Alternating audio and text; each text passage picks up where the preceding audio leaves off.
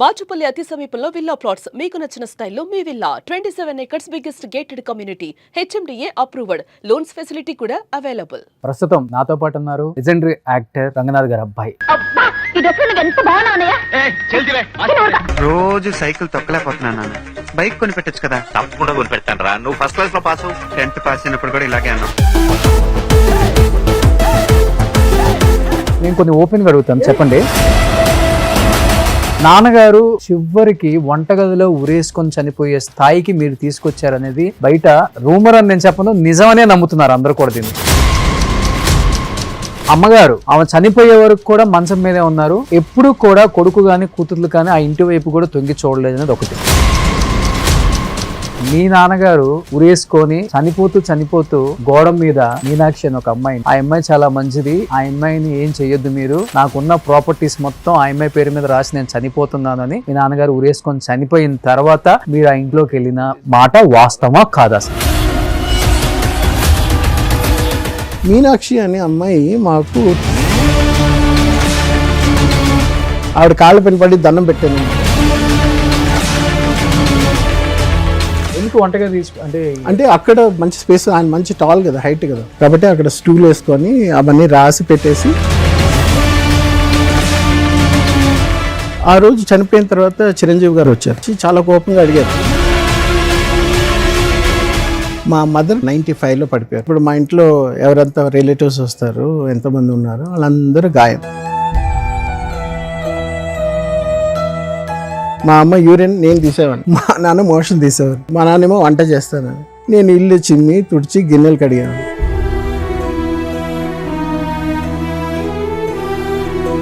అంత పెద్ద హీరో ఇంట్లో హెల్పర్స్ ఎవరు లేరా? పనులు పెడితే 2-3 పెడితే గాయం. సెకండ్ డే అయ్యో ఈ స్మెల్ ఏంటి, యూరిన్ ఏంటి అని.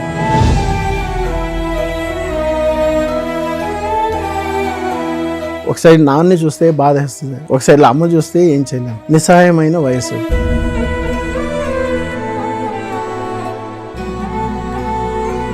L12 L13 అని మీకు వర్టిబ్రే ఉంది కదా, అక్కడ కింద తగిలితే ఈ బొడ్డు కింద నుండి స్పర్శ లేకుండా నర్వ్ కట్ అయిపోయింది.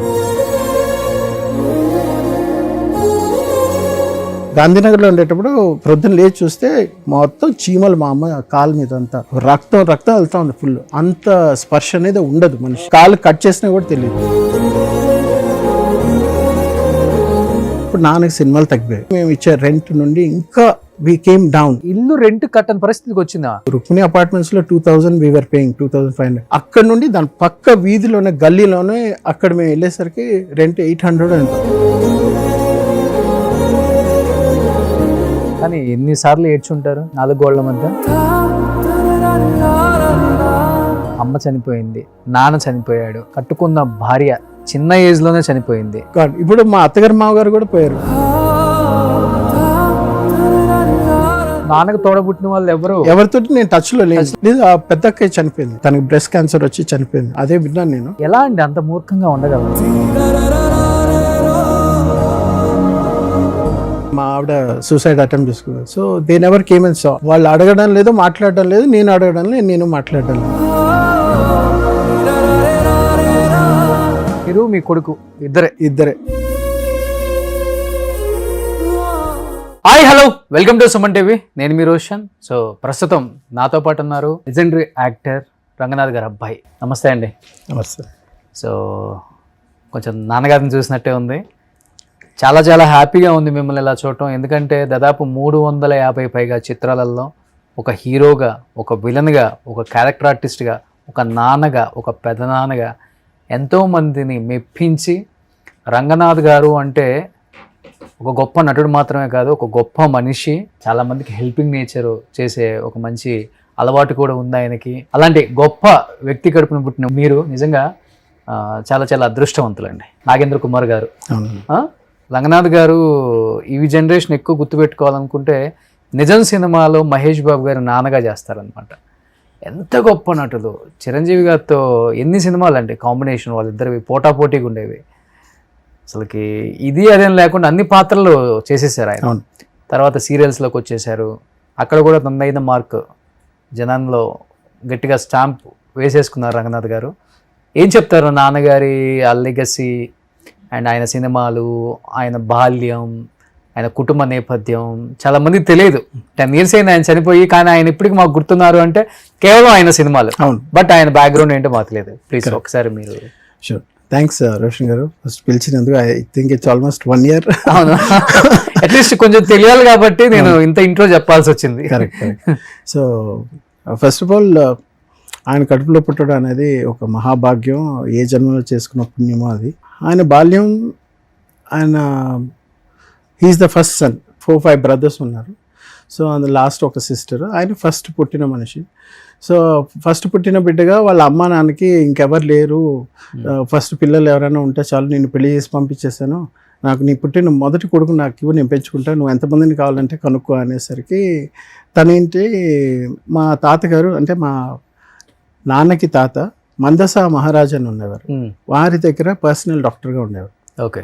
సో అక్కడ ఉండేసరికి మా నాన్నని పెంచుకున్నారు వాళ్ళు. సమ్మర్ హాలిడేస్లో వాళ్ళ అమ్మా నాన్న వచ్చి చూసి వెళ్ళేవారు వాళ్ళ అమ్మింట్లో.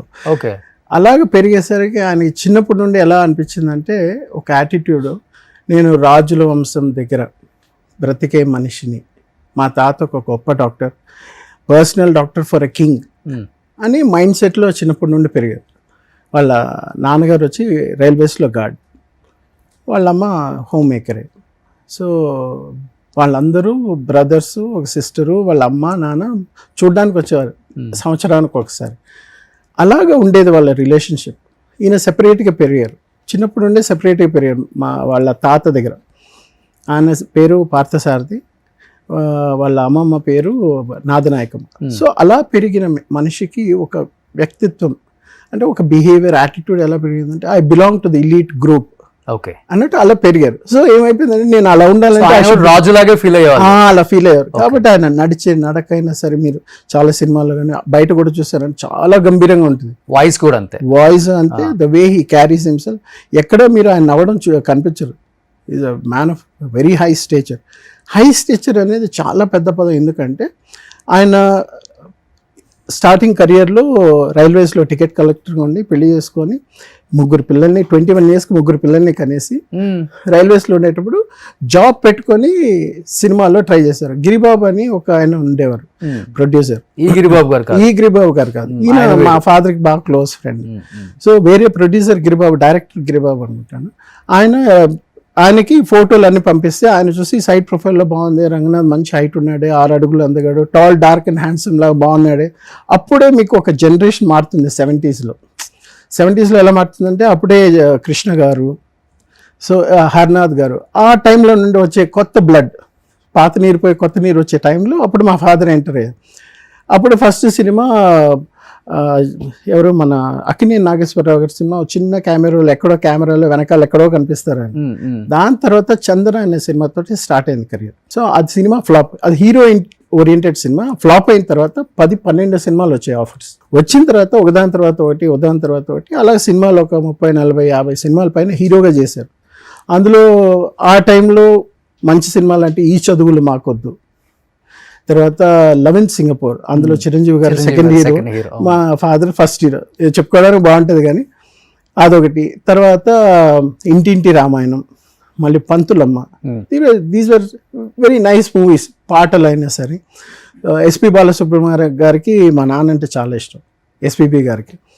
సో అంటే ఆయన ఒక ఇంటర్వ్యూలో కూడా చెప్పినట్టున్నారు, పాడుతా తీయగాను. అందులో చంద్రమోహన్ గారును రంగనాథ్ గారు నేను పాడేటప్పుడు ఆ లిప్సింగ్కి న్యాయం చేసే 2 మంచి హీరోలు అంటే వాళ్ళని maybe out of affection, personal relationship వల్ల చెప్పారు ఏమో కానీ అదొక కాంప్లిమెంట్గా చెప్పారు. కాబట్టి మా ఫాదర్కిను ఎస్పీబీ గారికి ఒక మంచి రిలేషన్షిప్ ఉండేది. ఇది ఎందుకు చెప్తాను, నేను తర్వాత చెప్తాను. సో అలా స్టార్ట్ అయిన కెరియరు. తనతో పాటు 20-30 మంది ఫ్యామిలీ మెంబర్స్, వీళ్ళని అందరినీ తెచ్చి పెట్టి పోషించి నెలకి 200-300 కిలోల బియ్యం నడిచేది రోజు. ఆ హీరో టైంలో ఏమైపోయిందంటే సపోర్ట్ ఎవరు లేరు ఆయనకి. సపోర్ట్ ఎవరు లేకపోయేసరికి ఒక సైడు తమ్ముళ్ళు చదువుతున్నారు, ఒక తమ్ముడేమో డాక్టర్ MBBS ఆయన చదువుతున్నారు, ఒక సైడ్లో మేము పిల్లలు, ఒక సైడ్లో ఆయన బ్రదర్స్, వాళ్ళ ఫ్యామిలీస్, వాళ్ళ పిల్లలు, ఇంతమంది పెట్టుకునేసరికి ఇల్లు గడవాలి కదా. అక్కడ కొంచెం వెయిట్ చేయలేకపోయారు హీరో ఛాన్సెస్కి, కొంచెం డౌన్ అయినాం. అప్పుడు క్యారెక్టర్ రోల్స్కి వెళ్ళారు. అప్పుడు టికెట్ కలెక్టర్ గా మానేసారు ఇంకా, job మానేశారు. మానేసి కంప్లీట్ గా చెన్నైకి వచ్చేసారు. ఓకే, ఎన్ని ఇయర్స్ చేశారు అసలుకి? 74 లో వచ్చారు. వచ్చిన తర్వాత అక్కడ నుండి చెన్నైలోనే ఉండిపోయాం. ఓకే, గవర్నమెంట్ జాబ్ వదిలేసి చెన్నైకి వచ్చేసి అక్కడ అంటే సినిమాలు వస్తున్నాయి, మంచి ఆఫర్స్ వస్తున్నాయి, బాగా చేస్తున్నాడని ఎప్పుడు 10 సినిమాల ఆఫర్స్ వచ్చిందో చంద్ర ఆ టైం నుండి వచ్చేసి 74 లో వచ్చారు ఇండస్ట్రీ. సో అప్పుడు స్టార్ట్ అయిపోయింది. వచ్చిన తర్వాత ఏంటంటే ఇట్ జస్ట్ వెంట్ ఆన్. అప్పుడు ఫ్యామిలీ వాళ్ళని చూసుకోవాలి, వాళ్ళకి మీన్స్ ఆర్థికంగా ఇంకెవరు లేరు support. So he was struggling to meet the ends. అందరిని 23 మంది 25 మందిని పోషించాలంటే ఇట్స్ నాట్ ఇంటికి పెద్ద కాబట్టి, ఇంటికి పెద్ద. ఓకే. సో ఎవరైనా అడిగినా హీరో రంగనాథ్ వాళ్ళ ఫ్యామిలీ వాళ్ళంటే ఎవరెక్కడ చిన్న చూపు చూస్తారని అందరిని దగ్గర 23 మంది ఉన్నారు అప్పటికే. 23 మంది. నాన్నకు పెళ్లి అయిపోయి మీ ముగ్గురు కూడా పుట్టేశారు. పుట్టేసిన తర్వాత సో మాకంటూ ఆస్తులు, మాకంటూ ఇవంటూ కాపాడుకోవడానికి చేయడానికి ఆయన సెల్ఫిష్ మనిషి కాదు ఫస్ట్ ఆఫ్ ఆల్. సో ఎవరిని అందరినీ చూసుకుందాం, అందరూ బాగుండాలి, అందులో మనం ఉండాలనే రకం మనిషి కాబట్టి అదే మా యాటిట్యూడ్ మాకు కూడా వచ్చింది. మమ్మల్ని పెంచేసరికి ఎలా వచ్చిందంటే నీకు చదువు నేర్పించానంటే you have to be independent by your self. ఇప్పుడు అమెరికన్ సొసైటీ ఎలా ఉంటుందో ఆ టైప్ అనమాట. కాబట్టి మేము ఏంటంటే డబ్బులు ఇచ్చారా, ఆస్తులు ఇచ్చారా, అవి ఇచ్చారా, ఏవి మేము కూడా అడగలేదు. సో మా అక్కలకి వాళ్ళకి కావాలి, బావలకు కావాల్సిందని ఆయన చేశారు. దట్స్ వర్. నేను కొడుకుగా నేనేమైనా చేయాలి కానీ మా నాన్న దగ్గర నుండి తీసుకోకూడదని మా నాన్న దగ్గర వచ్చిన ఆ బ్లడ్ ఇండిపెండెంట్గా లేదురా. నేను 10 ఎకరాలు 2010లో 10 ఎకరాలు నేను కొనిస్తాను రా, ఇక్కడ తీసుకో ఫామ్ హౌస్. నాకు కుక్కలు అంటే చాలా ఇష్టం. సో కుక్కల్ని పెంచుకోవాలి, మంచి ఫారిన్ నుండి కుక్కలు పెట్టుకోవాలి అంటే బ్రీడింగ్ లా చేసుకో, నీకు ఇష్టం. నేను క్రికెటర్ని యాక్చువల్లీ చెప్తారు. సో ఫస్ట్ మా ఫాదర్ది ఏంటంటే అలా స్టార్ట్ అయింది. హీరో నుండి it moved on to character roles, villain రోల్స్లో ఫస్ట్ ఛాన్స్ ఇచ్చింది కృష్ణంరాజు గారు. ఓకే. సో రంగాని 2-3 పిలుస్తారు మా ఫాదర్, అందరూ రంగాని పిలవరు. ఒకటి మన కృష్ణంరాజు గారు, లేదు రంగనాథ్ గారు అని పిలుస్తారు. ఓకే. నాగేశ్వరరావు గారు, ఎన్టీ రామారావు గారు అంతా రంగనాథ్ గారు అని పిలుస్తారు. శరత్ బాబు గారు, తర్వాత ఈయన కృష్ణంరాజు గారు, రంగా రారా, అది అంత క్లోజ్గా ఉంటారు. Very few people. సో అలా కెరియర్ స్టార్ట్ అయినప్పుడు శోభన్ బాబు గారు ఒకసారి హీరో నుండి పడిపోయిన తర్వాత ఆయన ఇచ్చిన సజెషన్ ఏంటంటే, రంగనాథ్ మీకు మంచి ఛాన్స్ చెప్తాను. ఎస్వి రంగారావు గారు ఎలా అయితే క్యారెక్టర్ రోల్స్ చేశారో అలా క్యారెక్టర్ రోల్స్కి ఇక్కడ చాలా అరుదుగా ఉన్నారు. So I think you should look at that option, villain లేకపోతే క్యారెక్టర్ రోల్స్ ఇవన్నీ అన్నారు.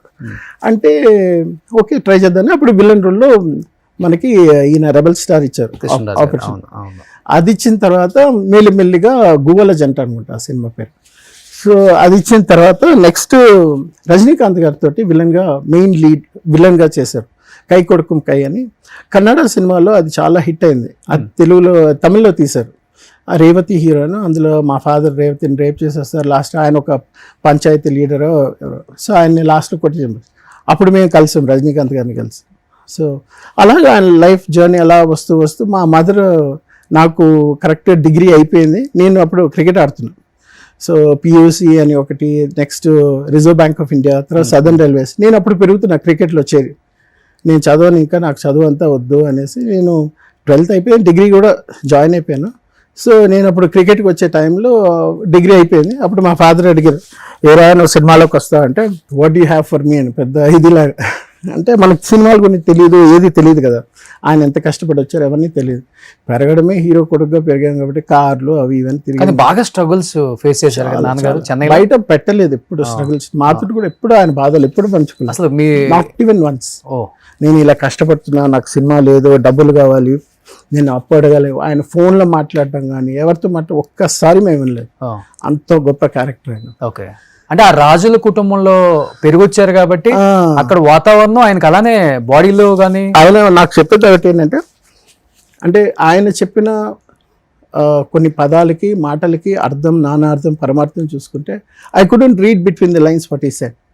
మనిషి మగాడుగా పుట్టిన తర్వాత ఎన్ని కష్టాలు ఉన్నా మనసులో పెట్టుకోవాలి కానీ బయట చెప్పకూడదు. చెప్పడం అనేది it is your weakness. Okay. So biggest impact ఎక్కడ జరిగిందంటే, ఆయన తీసుకున్న ఆ క్షణానికి ఆ తీసుకున్న నిర్ణయం అనేది మా ఫ్యామిలీలో చాలామందికి ఇబ్బందులు చాలా ప్లేసెస్లో ఉన్నాయి. ఆ రోజు చనిపోయిన తర్వాత చిరంజీవి గారు వచ్చారు. వచ్చిన తర్వాత మన ఫిల్మ్ నగర్లో బాడీ పెట్టినప్పుడు ఆయన వచ్చి చాలా కోపంగా అడిగారు, నాకు ఏమైంది శైలు, ఏమైందమ్మా, ఎందుకు నాన్న ఇలాంటి డెసిషన్ తీసుకున్నారంటే తెలియదు అంకుల్ అంటే చాలా కోపంగా ఉన్నారు. ఆయన కోపం వెనకాల అర్థం మాకు కొంచెం అర్థమైనా side effects, repercussions of industry, అభిమానులు అవన్నీ మాకు తెలియదు. ఓకే. ఆయన చనిపోయిన తర్వాత ఇప్పుడు 10 ఏళ్ల తర్వాత నేను ఇండస్ట్రీలోకి వద్దామన్నా, లేకపోతే ఎవరితో మాట్లాడిన ఆంధ్ర నుండి, తెలంగాణ నుండి, ఎక్కడున్నా మా ఫాదర్ గురించి తెలిసిన వాళ్ళ గురించి మాట్లాడితే మా పైన భయంకర కోపం ఉంటుంది. ఆ ద్వేషం, కోపం ఇండస్ట్రీ వాళ్ళకి బయట వాళ్ళకి ఇద్దరు కూడా, అందరికి. ఎందుకంటే కేవలం మీ వల్లే చనిపోయారు, మీరే చంపేశారు మీ నాన్నగారు అనేది వాళ్ళ మనసులో ఉంది. కొడుకే చంపేశాడు, కూతుర్లో చంపేశారు, ఆయన టార్చర్ పెట్టారు, డబ్బులు ఇవ్వకుండా హరాస్ చేశారు, ఎన్ని పుకార్లు ఎన్ని వస్తే ఎంతమంది చెప్పుకోలేక ఆ రోజు ఇంటర్వ్యూ కూడా నేను ఇవ్వనన్నాను. కానీ మీరు ఇవ్వండి సార్ అని చాలా మంది, ఒక 20-30 మంది వచ్చారు ఛానల్స్, హిందూ నుండి, ఎక్స్ప్రెస్ నుండి, చాలా మీడియాలో చాలా మంది వచ్చారు. మీరు ఇప్పుడు ఇవ్వకపోతే మీరే చేశారని అపోహలు ఉంటారు, అట్లీస్ట్ ఇప్పటికైనా అర్థమవుతుంది వాళ్ళకే. అది అప్పుడు నేను 2015లో ఇచ్చిన తర్వాత కూడా ఇప్పుడు నేను మళ్ళీ సినిమా ఇండస్ట్రీలో వద్దామని ఇప్పుడు ట్రై చేసి ఒక 2 సినిమాలు. కేవలం ఇండస్ట్రీలోకి రావడం కోసం ఇంటర్వ్యూ ఇచ్చి ఏం జరిగిందో తప్పులు అని జనానికి తెలియచేద్దామని, ఇండస్ట్రీకి తెలియజేద్దామని వచ్చారా? ఎందుకంటే మీరు ఓపెన్ అయ్యారు కాబట్టి నేను కొన్ని ఓపెన్గా అడుగుతాను. ప్లీజ్. ఇప్పుడు నాన్నగారు రాజుగారి ఇళ్లలో ఉన్నారు, అదే మనస్తత్వం వచ్చింది, ఎవరి దగ్గర చేయి చాచకూడదు, ఒకరికి మన వీక్నెస్ తెలియకూడదు, రాజసంగా పెరిగారు, రాజులాగే పెరిగారు. అలాంటి రాజు చివరికి వంటగదిలో ఉరేసుకొని చనిపోయే స్థాయికి మీరు తీసుకొచ్చారనేది బయట రూమర్ అని నేను చెప్పను, నిజమనే నమ్ముతున్నారు అందరూ కూడా దీన్ని. ఇంకొకటి, అమ్మగారు మేడ మీద నుంచి కింద పడిపోయినప్పుడు ఆమెకి నడుములు ఇరిగిపోయి ఫుల్ బెడెడ్. అవును. ఆమె చనిపోయే వరకు కూడా మంచం మీదే ఉన్నారు. నాన్నగారే సేవలు చేసుకుంటూ షూటింగ్లకి వెళ్తూ, షూటింగ్లు చేసుకోవాలి, ఇంటికి రావాలి, భార్యను చూసుకోవాలి, అన్నీ ఆయనే పనులు చేసుకుంటూ వచ్చారు. బట్ ఎప్పుడు కూడా కొడుకు కానీ కూతుర్లు కానీ ఆ ఇంటి వైపు కూడా తొంగి చూడలేదు అనేది ఒకటి. ఇంకొకటి, అమ్మగారు చనిపోయిన తర్వాత బాగా లోన్లీగా ఫీల్ అవుతున్నారు ఆయన. ఎవరు నాకు తోడలేరు, కనీసం తిన్నావా లేదా అని అడిగేవాడు కూడా లేడు, కడుపున 3 పుట్టారు కానీ దేనికి పనికిరాని వాళ్ళు అని బయట చెప్పుకొని చాలామందికి బాధపడ్డారని వాళ్ళు ఇంటర్వ్యూలలో చెప్పారు. ఇంకొకటి, నాన్నగారు లోన్లీనెస్ చూసి ఒక ఫ్రెండ్ ఆయనకు తెలిసిన ఒక అమ్మాయిని హెల్పర్గా పెడితే, మీనాక్షి అని ఒక అమ్మాయిని, ఆ అమ్మాయి మీ ఆస్తి ఏదో కాజేస్తుందని చెప్పేసి మీరు వెళ్ళి ఆ అమ్మాయిని కొట్టి ఇంట్లో నుంచి బయటికి గెంటేసి మీ నాన్నగారు లోపల పెట్టేసి తాళాలు వేసేసారు. ఒకటి, అది భరించలేక మీ నాన్నగారు ఉరేసుకొని చనిపోతూ గోడ మీద ఆ అమ్మాయి చాలా మంచిది, ఆ అమ్మాయిని ఏం చెయ్యొద్దు మీరు, నాకున్న ప్రాపర్టీస్ మొత్తం ఆ అమ్మాయి పేరు మీద రాసి నేను చనిపోతున్నాను అని మీ నాన్నగారు ఉరేసుకొని చనిపోయిన తర్వాత మీరు ఆ ఇంట్లోకి వెళ్ళిన మాట వాస్తవమా కాదా? అసలు మీరు నన్ను 5 ప్రశ్నలు అడిగారు. ఇప్పుడు నేను ఒక్కొక్కటి స్టార్ట్ చేస్తాను. మా మదర్ పడిపోయారు. నేను అదే ఇప్పుడు ఇందాక చెప్పినట్టు నా డిగ్రీ అయిపోయిన తర్వాత 95లో పడిపోయారు. సో 95లో పడిపోయారు. 96లో నా గ్రాడ్యుయేషన్ అయిపోయింది. పడిపోయిన తర్వాత ఇప్పుడు మా ఇంట్లో ఎవరంతా రిలేటివ్స్ వస్తారు, ఎంతమంది ఉన్నారు, వాళ్ళందరూ గాయం, ఆల్ గాన్. మా నాన్న, నేను ఒక డిపార్ట్మెంట్ చూసుకుంటాను, నువ్వు ఇంకో డిపార్ట్మెంట్ చూసుకో అన్నారు. ఏంటంటే లైఫ్ ఈజ్ న్యూ. అమ్మ పడిపోయింది, మెయిన్ ఒక ఇంటికి ఇల్లాలే ముఖ్యం అన్నప్పుడు తను పడిపోయిందంటే అప్పుడు మగవాళ్ళకి వాల్యూ తెలిసి వస్తుంది. సరేరా, నేను అమ్మని కొంచెం చూసుకుంటాను, నువ్వు ఇంటి పని చేసుకో, నేను కూడా ఇంటి పని చూసుకుంటానని అప్పుడు మీ ఇద్దరం వర్క్ డివైడ్ చేసుకున్నాం. మా అమ్మ యూరిన్ నేను తీసేవాడిని, మా నాన్న మోషన్ తీసేవాడిని. నెక్స్ట్ మా నాన్నేమో వంట చేస్తాను, నేను ఇల్లు చిమ్మి తుడిచి గిన్నెలు కడిగేవాడిని. ఇవన్నీ మీ ఇద్దరం చేసుకున్నాం. ఈ విషయాలు ఎవరికి తెలియదు. ఎలా గడిచింది ఇల్లు. అంత పెద్ద హీరో ఇంట్లో హెల్పర్స్ ఎవరు లేరా? పనులు పెడితే 2-3 పెడితే గాయం. సెకండ్ డే అయ్యో ఈ స్మెల్ ఏంటి, యూరిన్ ఏంటి అని ఎవరు చేశారు? ఎవరికి తెలుసు నేను చేసింది ఏంటి? మా అమ్మ నాన్న పక్కన నేను చేసింది ఏంటి, నేను పడిన క్షోభ ఏంటి, నేను అనుభవించిన నరకం ఏంటి.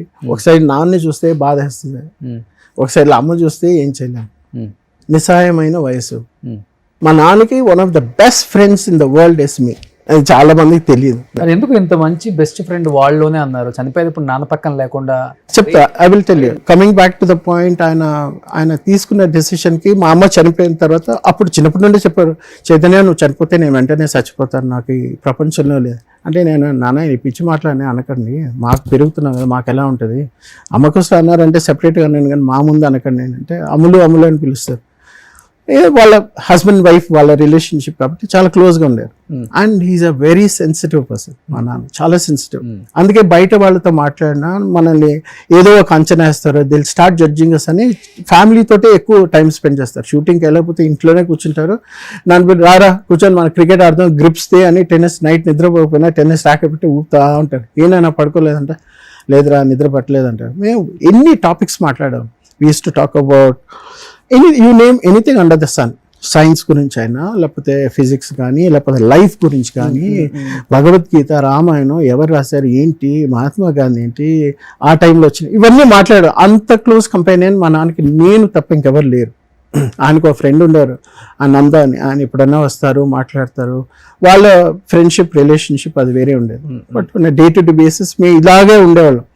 ఉండేటప్పుడు చెన్నైలో ఇంకా అయిపోయిన తర్వాత ఇంకా ఆ ఇల్లు అమ్మేసాము, వేరే ఇంటికి వచ్చాము. మా మదర్ పడిపోయిన తర్వాత ఇంకా ఆ సెంటిమెంట్ తో ఆ ఇల్లు వద్దనా? లేదు, ఆ ఇల్లు మా అక్క పెళ్లి కోసం అని అది అమ్మేశారు ఆ టైంలో.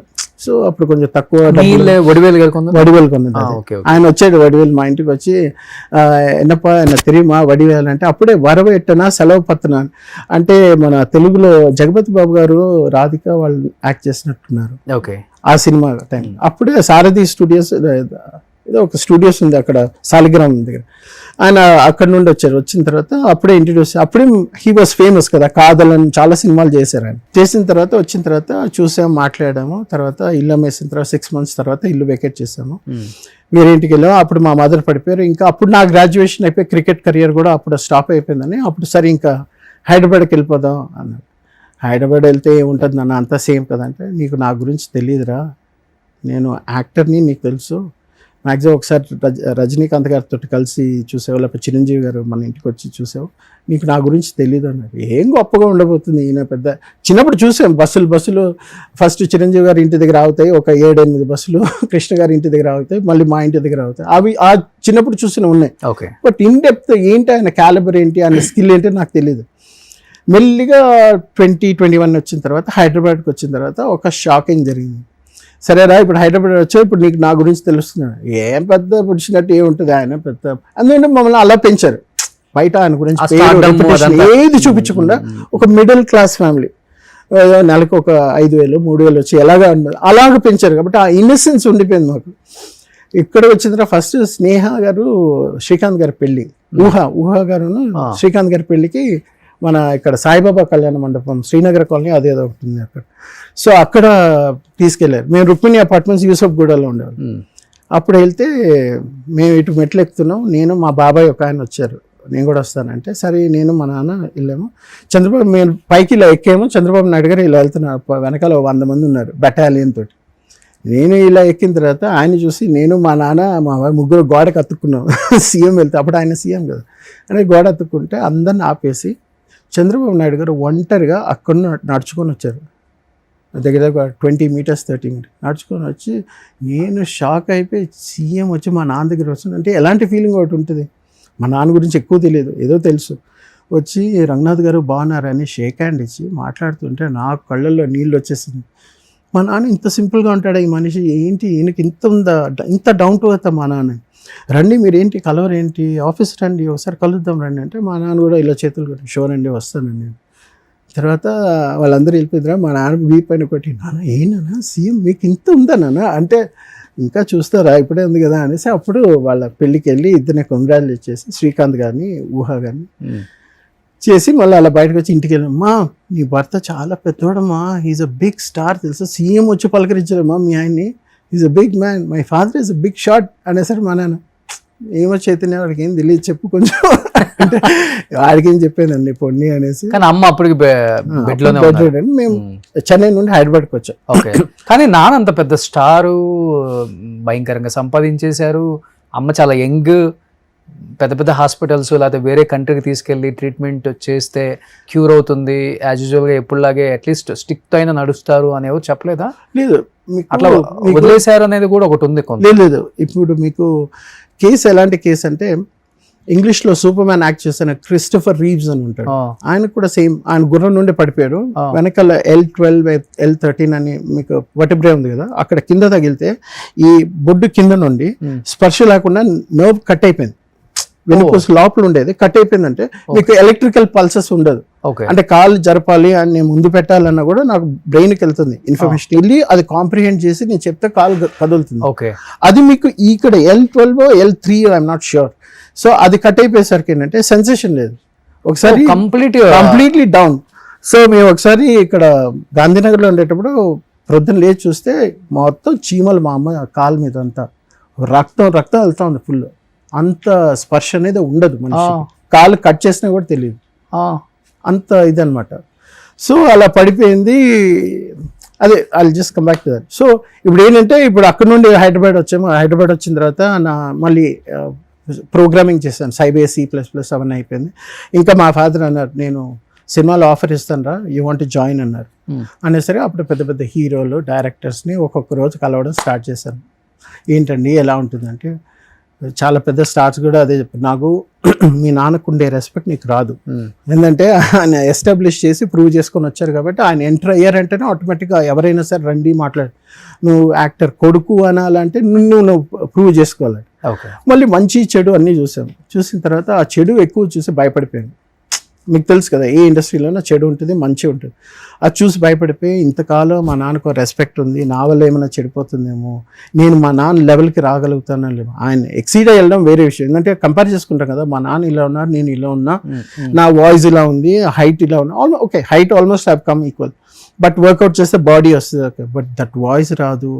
ఆయన శివాజీ గణేషన్ తమిళ యాక్టర్, ఆయన ఒకసారి కాంప్లిమెంట్ ఇచ్చారు, Ranganath your diction is very nice, అంటే పలికే పలుకు ప్రతి శబ్దంలోనూ చాలా బాగుంటుంది. ప్లస్ తెలుగులో కూడా ఆయన డబ్ చేస్తారు కదా, ఎవరు నాన్నగారే ఫస్ట్ నుంచి కూడా సింగిల్ టేక్ యాక్టర్ ఆయన. ఆయన ఏంటంటే మెమరీ చాలా ఎక్కువ. మీరు ఒక 2 పేజీలు 10 పేజీలు ఇచ్చినా టక టక టక టక టక టక చెప్పేసి వెళ్ళిపోతారు. తడబడ్డం ఇవి ఏమి ఉండదు. డైలాగ్ చదివచ్చామా, ఎవరెక్కడ కూర్చోవాలి, ఏంటి షార్ట్, ఏంటి సీను, మీరేం చెప్తారు, నేను ఎప్పుడు చెప్పాలి, అంతే తప్ప. ఇప్పుడు జూనియర్ ఎన్టీఆర్ ఆయన డాన్స్ గురించి ఎలా మాట్లాడుకుంటారో ఆయన డైలాగ్స్ గురించి అలాగే. ఎన్ని సంవత్సరాలు ఉన్నారు అమ్మ బెడ్ మీద అట్లా మరి? ఇంకా అదే 2000 అంటే 1995 పెట్టుకోండి, 95 to 2009 అంటే ఎన్నేళ్ళు, 14 years. కానీ మీరు అంత బాగా చూసుకున్నారు కదా అమ్మని, ఫస్ట్ పడిపోయిన తర్వాత ప్రేమ ఏమో ఎక్కువ చూపించారు, తర్వాత ఏమో మెయిన్ పాయింట్కి వస్తాను. సో అంతవరకు వచ్చిన హైదరాబాద్ వచ్చిన స్టోరీ తర్వాత ఏంటంటే, అప్పుడు నాన్నకి సినిమాలు తగ్గిపోయి మేము ఇచ్చే రెంట్ నుండి ఇంకా వీ కేమ్ డౌన్. ఆయనకి ఎంత ఫైనాన్షియల్ ప్రాబ్లం ఉంది ఏంటి నాకు తెలియదు కదా. సో నాన్న 300 సినిమాలు తీశారు ఆయన. సో ఇల్లు సంపాదించారు ఆయన, ఎన్ని లక్షలు సంపాదించి ఎన్ని దానాలు ధర్మాలు చేశారో నాకు తెలియదు కానీ. సో ఇల్లు రెంట్ కట్టని పరిస్థితికి వచ్చిందా? ఇల్లు రెంట్ కట్టడం కాదు, రుక్మిణి అపార్ట్మెంట్స్ లో 2000 వీఆర్ పేయింగ్ 2500. అక్కడ నుండి దాని పక్క వీధిలోనే గల్లీలోనే అక్కడ మేము వెళ్ళేసరికి రెంట్ 800 అంత సింగిల్ బెడ్రూమ్, సింగిల్ హాల్, ఇంకో బెడ్రూమ్ లాగా చిన్నది, కిచెన్, అంతే. ముగ్గురం రాత్రి పడుకోవాలంటే మా మదర్ అక్కడ హాల్ లాంటి దానిలో పడుకుంటే, మా నాన్న ఒక రూమ్లో, నేను మేడపైన దీనిపైన టెర్రస్ పైన వెళ్ళి పడుకునేవాడిని. ఇవి ఎంతమంది తెలుసు. అంత కష్టాలు వచ్చేసి, కానీ నేను చదివిన తర్వాత నాకు క్రికెట్ అవ్వడం లేదని చెప్పి నేను నాన్న ఇంకా ఐ థింక్ కలుగు మా ఫ్రెండ్ దుబాయ్కి వెళ్ళాడు. సో నేను అక్కడికి వెళ్తా, డబ్బులు పంపిస్తా, యూ ప్లీజ్ టేక్ కేర్, నేను కొంచెం సెటిల్ అవ్వడానికి టైం ఇవ్వండి, బట్ అన్నీ చూసుకుంటానంటే మా నాన్నకి అది ఇష్టం లేదు. వీడు ఒక్కడే కొడుకు, కష్టమైన నష్టమైన నాతోటే ఉండాలి, నా ప్రేమ ఉంటుంది చూసారా. అక్కడ నేను దుబాయ్కి వెళ్ళాను. దుబాయ్కి వెళ్ళి 2 years ఉండి ఆల్మోస్ట్ సెట్ చేసుకున్నాను లైఫ్ ఇంకా మీదట ఎలా ఉండాలి ఏంటని. అది సెట్ చేసుకునే టైంకి ఏంటంటే మా ఫాదర్కి అప్పుడు రాఘవేంద్రరావు గారు ఆపర్చునిటీ ఇచ్చారు, ఏది శాంతి నివాసం. అది ఈయన ఎస్వి రంగారావు గారితో ఆయన సినిమా తీద్దాం అనుకున్నారు. అది మా నాన్న చెప్పింది నాకు, రాఘవేంద్రరావు గారు ఎస్వి రంగారావు గారితో తీద్దాం అనుకున్నారు, కానీ ఆయన లేరు. కానీ ఇప్పుడు ఒక టీవీ సీరియల్గా తీయాలంటే రంగనాథ్ అయితే బాగుంటుందని ఆయనకి ఛాన్స్ ఇచ్చారు. నేను మొన్న కలిసినప్పుడు లాస్ట్ ఇయర్ డిసెంబర్లో రాఘవేంద్రరావు గారిని కలిసాను. అప్పుడు ఆయన కూడా అదే అన్నారు, తెలుసా మీ నాన్నకి నేనే ఛాన్స్ ఇచ్చానంటే, మనకెందుకు తెలియదు, అంత గొప్ప వాళ్ళు కదా. సో నేను అప్పుడు దుబాయ్కి వెళ్ళి దుబాయ్ నుండి అప్పుడే వచ్చాను. వచ్చిన తర్వాత అప్పుడు రాజమౌళి గారి షూటింగ్ శాంతినివాసం ఉంటే, రారా ఒకసారి సెట్కి రారా అన్నారు. వెళ్తే రాజమౌళి గారి గురించి బాగా గొప్పగా చెప్పారు. Is a very good technician, చాలా తెలివితేటలు చాలా బాగుంది, టైం ఎక్కువ తీసుకుంటాడు కానీ ఎలాగ కన్సీవ్ చేయాలి అవన్నీ. నేను చిన్నప్పుడు ఈ సినిమాలు చూసేటప్పుడు ఎవరైనా హీరో అవ్వాలనుకుంటారు. నేనంటే ఒక సీన్ వచ్చిందంటే అది ఎలా పండాలి, స్క్రీన్ ప్లే ఇవన్నీ మాట్లాడాలి. దాన్ని బట్టి చూసి మా నాన్నకి ఏంటంటే నాకు కొంచెం టెక్నికల్ సైడ్ అంటే సినిమా డైరెక్షన్ సైడ్ ఒక అవగాహన ఉంది, వీడిని అందులో ఎంకరేజ్ చేస్తే పైకి వస్తాడని. అప్పుడు నన్ను one of the biggest directors ఇండియాలో అప్పుడు మోస్ట్ హ్యాపెనింగ్ డైరెక్టర్ తోటి పంపిస్తానన్నారు. అది నేను కనుక్కున్న తర్వాత ఇదంతా వద్దు, మనకి రాదు, ఆ సెల్ఫ్ రెస్పెక్ట్ ఒరే తురే అనేస్తారు, నన్ను బాగా చూసుకున్నారు, ఎక్కడికి వెళ్ళినా రంగనాథ్ గారు కొడుకుంటే ఒక రెస్పెక్ట్ ఉండేది ఆ రోజుల్లో. ఇప్పుడు మళ్ళీ అది పోతుంది అనేసి నేను సినిమా ఇండస్ట్రీ రాకపోవడం కారణం. నాకు ఒక 3-4 సినిమాలు ఆఫర్స్ కూడా వచ్చాయి హీరోగా చేయడానికి. నేను దుబాయ్ నుండి వచ్చిన తర్వాత ఫోటోలు బాలకృష్ణ గారు మా పెళ్ళైన తర్వాత వచ్చి చూసిన తర్వాత బాలకృష్ణ గారు పక్కన బాగున్నాడండి, తెల్లగా అందంగా ఉన్నాడు, I think we should try అంటే చేస్తావారంటే వద్దు నాన్న నా వల్ల కాదు, ఎందుకంటే పోలుస్తారు కదా. సో దుబాయ్కి వెళ్ళే దుబాయ్ నుంచి వచ్చి మీరు పెళ్లి చేసుకున్నారు. దుబాయ్ నుండి వచ్చిన తర్వాత 800 రెంట్ ఇంట్లోనే ఉంటున్నారా ఇక్కడ? అప్పుడు అక్కడే ఉన్నారు. నేను దుబాయ్కి వెళ్ళి వచ్చిన తర్వాత ఇంకా వాళ్ళిద్దరిని షిఫ్ట్ చేసి రుక్మిణి అపార్ట్మెంట్స్ మళ్ళీ అక్కడికి పాతదానికి వచ్చి మళ్ళీ ఇక మీద లైఫ్ డిఫరెంట్ ఉంటుంది. ప్లస్ ట్రాన్సిషన్ ఫేజ్ లో నేను కూడా ఉన్నా. దుబాయ్లో ఒక పెద్ద బ్రిటిష్ కాలేజ్ ఉంది, వాళ్ళ దగ్గర సెటిల్ అవ్వడము అవి ఇవన్నీ చాలా చూస్తున్నాం. సో వచ్చిన తర్వాత ఏంటంటే అమ్మని చూసేసరికి ఇంకా ఉండిపోరా, ఏదైనా సరే మన అడుక్కు తిన్నా ఏమైనా మంచి చేసినా, మీ నాన్నకి ఇప్పుడు శాంతి నివాసం చేస్తున్నారు, నా కోసం లైఫ్లో నువ్వు ఏది కోల్పోయినా పర్వాలేదు అమ్మ కోసం చేశాను చెప్పరా అన్నాడు. ఇంకేమంటా ఆవిడ వెళ్ళిందే ఆవిడ కోసం, వెళ్ళిందే మా నాన్న కోసం, మళ్ళీ పైకి రావడానికి నా కెరియర్ ఒక సైడ్. మీకు అప్పటికి 24-25 వయసు అన్నారు, 26-27కి వచ్చేసారు కూడా. కనీసం ఇంట్లో పరిస్థితి ఏంటి, ఫైనాన్షియల్గా డబ్బు ఎటు వెళ్తుంది, ఏం కొన్నాము అంటే మీకు కొంచెం కూడా బాధ్యత లేకుండా వ్యవహరించారా? లేకపోతే నాన్న తీసుకునే అంటే మీరు ఆ బాధ్యతలు తీసుకునేదాకా ఆయన వద్దులే అని చిన్నపిల్లోడని, లేకపోతే పాడు చేసేస్తాడేమో, డిసిషన్ మేకర్ నేనే ఉండాలి? Know the point here is కొన్ని నేను చెప్పను, నువ్వు నన్ను అడగద్దు అనే ఒక లైన్ డ్రా చేసి ఒక తండ్రి సొంత ఇల్లు కూడా లేకుండా. నేను అదే అంటాను కదా, ఒక మనిషి ఇప్పుడు నేను మా నాన్నకి గ్రేటెస్ట్ గిఫ్ట్ ఇచ్చింది ఏంటంటే ప్రైవసీ. మీరు ఎంత సంపాదిస్తున్నారు, ఎవరికి ఇస్తున్నారు, అకౌంట్ నుండి ఎలా వెళ్తుంది అనేది తెలుసుకోవడం పిల్లలుగా మా బాధ్యత, కొడుకు మీ బాధ్యత. కరెక్ట్. సో పెళ్ళి వెళ్ళిపోయారు. సో అమ్మకి హెల్త్ బాగాలేదు, ఆమెకి మెడిసిన్ కానీ బెడ్డెడ్, పని మనిషి దొరికితే డబ్బులు ఇవ్వాలి. సో అవన్నీ కూడా మా నాన్న మీద ఒక మర్యాద కొద్ది, ఏంటంటే ఆయనకి కొన్ని విషయాలు నచ్చవు. నేను ఎంత సంపాదిస్తున్నా, నా డబ్బు ఎవరికి, అల్లుడికి పెద్ద అల్లుడికి ఇస్తున్నానా, చిన్న అల్లుడికి ఇస్తున్నా, వాళ్ళు ఇల్లు కట్టుకోవడానికి ఇస్తున్నానా, వీళ్ళు ఇల్లు కట్టుకోవడానికి వాళ్ళకి ఏమేం కావాలో కొనిస్తున్నానా, బయట వాళ్ళకి ఇస్తున్నానే, నన్ను అడగద్దు అనే రకం మనిషి దగ్గర, సెన్సిటివ్గా ఉండే మనిషిని రెస్పెక్ట్ చేయడం ఏంటంటే అడగకుండా ఉన్నాడు. అడగరా అమ్మ అడగదు, నేను అడగదు. సో మనకు అర్థమైనప్పుడు ఏంటంటే మనమే కనీసం 800 రూపాయలు ఇంట్లో రెంట్కి పోయినప్పుడు అయినా అడుగుతారు కదా, అమ్మ ఏంటి రాజభోగాల దగ్గర నుంచి ఇక్కడ తీసుకొచ్చేసారు. ఆయన సెన్సిటివిటీ అది కదా. ఇప్పుడు చాలా మంది బయట వాళ్ళకి తెలియని ఏంటంటే వీళ్ళు పిల్లలు చంపేశారు, కొడుకు చంపేశాడు, అనాథగా వదిలేశారు అంటారు. కానీ మేము పడిన కష్టాలు, మా ప్రయాణం అనేది మా నాన్న మాకు నేర్పించిన లైఫ్ గురించి అనేది లైఫ్ ఇస్ జర్నీ. నువ్వు కొడుకు అంతవరకు నీ లైఫ్, తండ్రి నేను ఎంతవరకు చూసుకోవాలో అంతవరకే, అది లైన్. నేను ఎంత సంపాదిస్తున్నా, ఎవరికి పెడుతున్నా, ఏం చేస్తున్నా, యూ షుడ్ నాట్ ఆస్క్ అని చెప్పేటప్పుడు, చెప్పకుండా చెప్పేటప్పుడు యూ కెన్ నాట్ ఆస్క్ కదా. ఓకే, అయినా నేను అడుగుతా. ఇప్పుడు నేను కనుక్కోవాలంటే కనుక్కోలేనా? ఒక సినిమాకి ఎంత పేమెంట్ వస్తుంది, బ్యాంకులో ఎంత అమౌంట్ ఉంది, నాకు తెలీదా?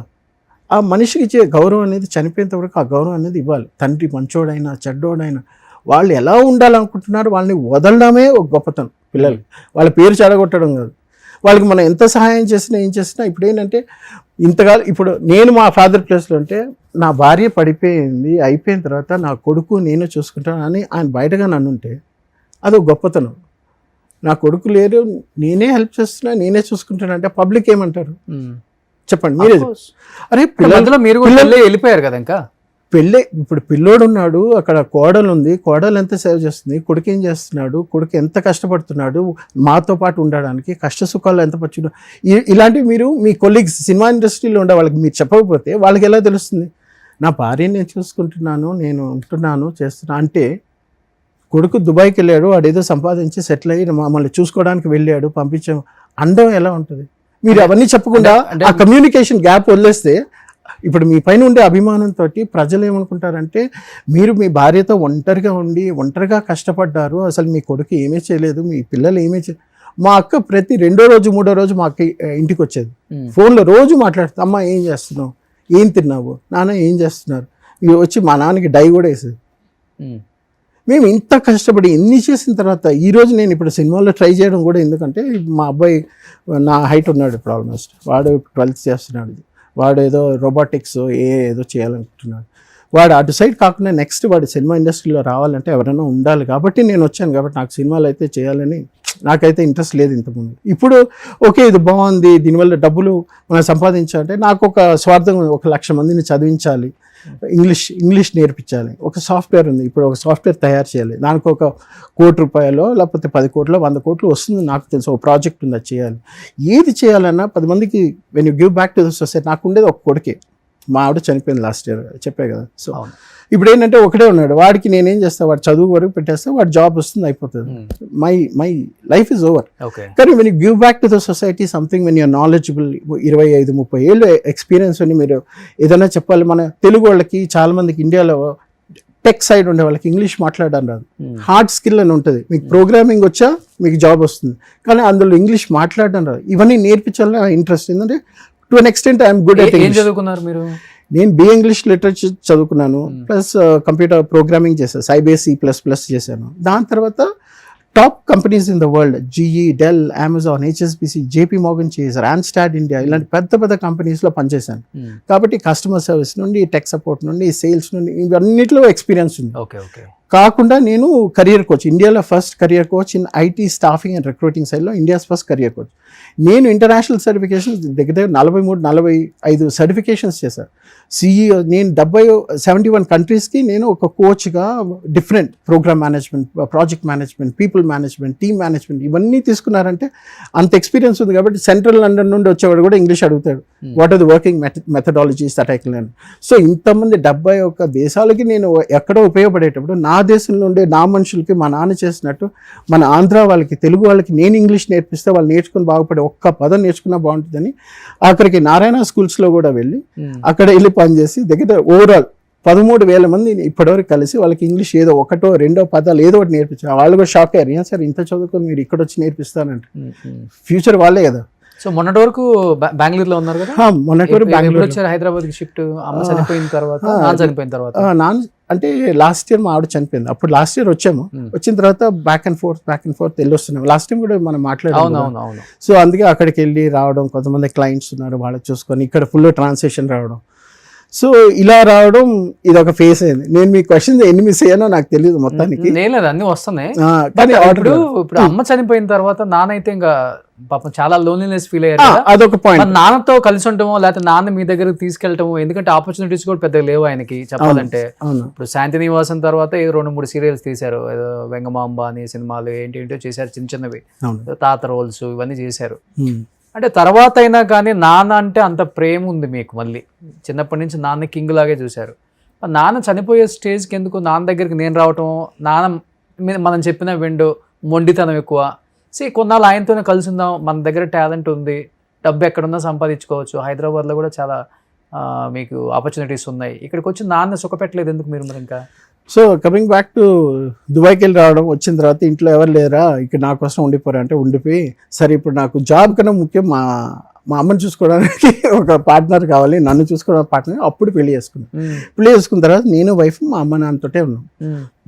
ఉండేటప్పుడు ఇప్పుడు కొంత మైండ్ సెట్స్ మీకు తెలుసు కదా, చాలా సెన్సిటివ్, ఎలా చెప్పాలో తెలియదు. మా మదర్కిను మా వైఫ్ చాలా క్వైట్, నోరు కూడా ఇప్పదు. But somewhere it is not happening. మా వైఫ్ ఏమంటుందంటే, తను నేను కొన్ని 5 కండిషన్స్ పెట్టుకున్నా. అంటే నాకు 90sలోనే చాలామంది ఆఫర్స్, సినిమా హీరోయిన్స్, చాలా మంచి వెల్ ఆఫ్, లాస్ట్ టైం ఇంటర్వ్యూలో కూడా చెప్పారు, 200-300 crores ఉండే ప్రాపర్టీ ఉండే వాళ్ళంతా నీ పిల్లనిస్తా చేసుకుంటా అంటే లేదు, మన తోపులాగా ఏదో ఒకటి చేయాలని 5 కండిషన్స్ పెట్టుకున్నా. అమ్మాయి పేద అమ్మాయి ఉండాలి, అమ్మాయి గ్రాడ్యుయేట్ అయి ఉండాలి, అందంగా తెల్లగా ఉండాలి. ఏంటంటే నేను నల్లగా ఉంటాయి కాబట్టి కొంచెం తెల్లగా ఉండే అమ్మాయి అంటే పుట్టబోయే పిల్లలు అందంగా ఉంటారు. ప్లస్ పేదింటి అమ్మాయి అయితే నాదే డబ్బులు ఉంది, నేను ఒక అమ్మాయికి సొసైటీలో అందరూ చూసుకోకపోయినా ఒక లైఫ్, ఒక ఫ్యామిలీని నేను చూసుకోవాలని. నెక్స్ట్ 3వది గ్రాడ్యుయేట్ అయి ఉండాలి. పిల్లల్ని చదివించాలంటే నేను ఒక్కనే కాదు, తను చదివించాలి. ప్లస్ మేము మా ఫ్యామిలీలో అందరికీ పెళ్ళిళ్ళు అంతా పెద్ద పెద్ద విధంగా హీరోయిన్స్ అందరూ వచ్చి, సెలబ్రిటీస్ వచ్చారు. ఇలా కాకుండా మా పెద్దక్క పెళ్ళికి AR రెహమాన్ మ్యూజిక్ టంగ్ టంగ్ టంగ్ అని కొడుతున్నాడు AR రెహమాన్. సో నా పెళ్ళికి వచ్చేసరికి ఓన్లీ రిజిస్టర్ మ్యారేజ్.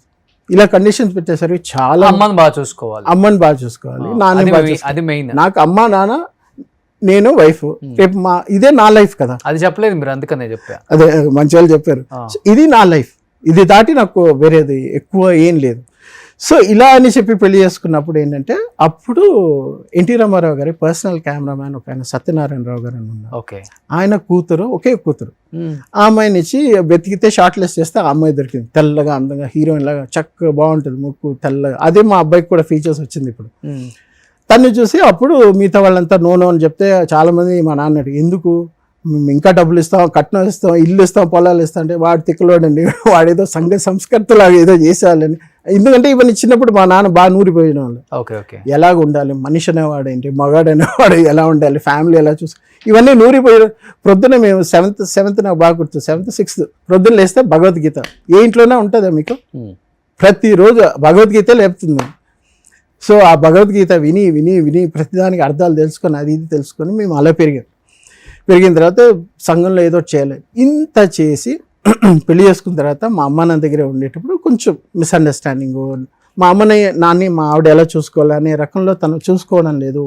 తను ఇన్ఫీరియారిటీ కాంప్లెక్స్, అయ్యో మీరు యాక్టర్, హీరో కొడుకు, యాక్టర్ కొడుకు, నేను మీకు సరిపోను, నాకు విడాకులు ఇచ్చాను, నేను వెళ్ళిపోతాను. ఓ నాయన, మా అమ్మని ఎంత బాగా చూసుకున్నారో రేపు నాకు వచ్చే పిల్లని కూడా ఎంత బాగా చూసుకోవాలని, నేను నిన్ను అలా చూసుకుంటే నువ్వు ఎందుకు భయపడుతుంటే మీ ఎక్స్పెక్టేషన్స్ చాలా ఎక్కువ ఉంది, నేను ఇంత ఎక్స్పెక్ట్ చేయలేదు, సో మీకు చాలా ఎక్స్పెక్టేషన్ ఉందంటే ఎస్ యూ విల్ హ్యావ్. ఒక కొత్త ఇంటికి వెళ్తున్నావు, మంచి ఫ్యామిలీ బ్యాక్గ్రౌండ్ ఉండే వాళ్ళకి వెళ్తున్నావు అంటే we have to change, you take your time, అవన్నీ కూడా చెప్పాను. But that was not happening. మా అమ్మకు అంత హ్యాపీగా లేదు. సో ఇద్దరు దగ్గర సరిగా చూసుకోవట్లేదా? చూసుకోవడం అంటే పిలిస్తే చేయడం అవన్నీ ఉంటుంది, కానీ తనకు ఒక సిగ్గు, బిడియం, భయం అన్నీ ఉంటాయి. సో మనం తప్పు కూడా పెట్టలేము. బికాస్ ఎక్స్పోజర్ అనేది వాళ్ళకి ఉండాలి, 10 మందితో తిరిగే అలవాట్లు వాళ్ళకి ఉండాలి, పెద్ద కుటుంబం ఉండాలి. అప్పుడు వాళ్ళకి అత్తయ్య మాయన కలిసిపోయే రకం ఉంటుంది. తను కలిసిపోయే రకం కాదు. ఓకే. బట్ చాలా మంచిది, ఒక్క నోరే అయిపోతుంది అసలు. మూగ మనిషి ఏమో అనుకుంటారు, అంత she is very quiet, very down to earth, very simple. ఇటు సైడ్ చూస్తే అమ్మ, అటు సైడ్ చూస్తే వైఫ్, ఇటు సైడ్ చూస్తే నాన్న. ఎలాగానే నాన్న ఎవరికి చెప్పలేరు. నాన్న వెరీ నైస్, మీకు అందరికి తెలిసింది కదా. ఆయన ఒక్క మాట మా ఆయన అనురాధ తన పేరు, ఆయనే పెళ్ళైన తర్వాత పేరు మార్చాలని వాహిని అని ఆయన పేరు పెట్టింది. మా వాహిని, కాఫీ ఇస్తావా, అన్నం పెడతావా, ఇంతే.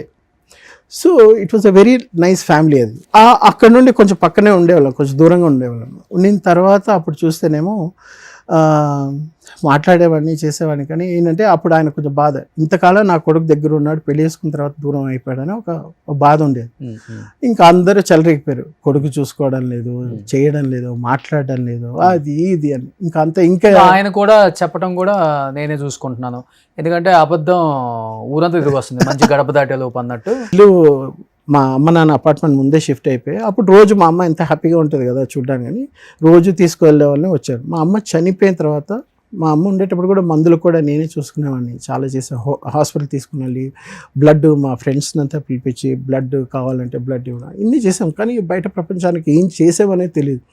మా అమ్మ చనిపోయిన తర్వాత ఒంటరి మనిషి అయిపోతే మా నాన్నమ్మ ఒకసారి చెప్పింది, రే రంగనాథ్ ఒంటరోడు అయిపోతాడరా, వాడిని ఎలా కాపాడాలి నువ్వే చెప్పరా అని.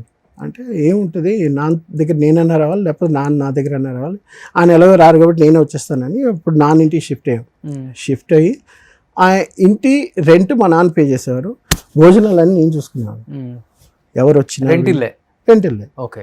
సో అక్కడ కూడా చూడండి, తండ్రి దగ్గర ఉండి తండ్రి బాగా సంపాదిస్తున్నాడంటే ఫైన్ కదా.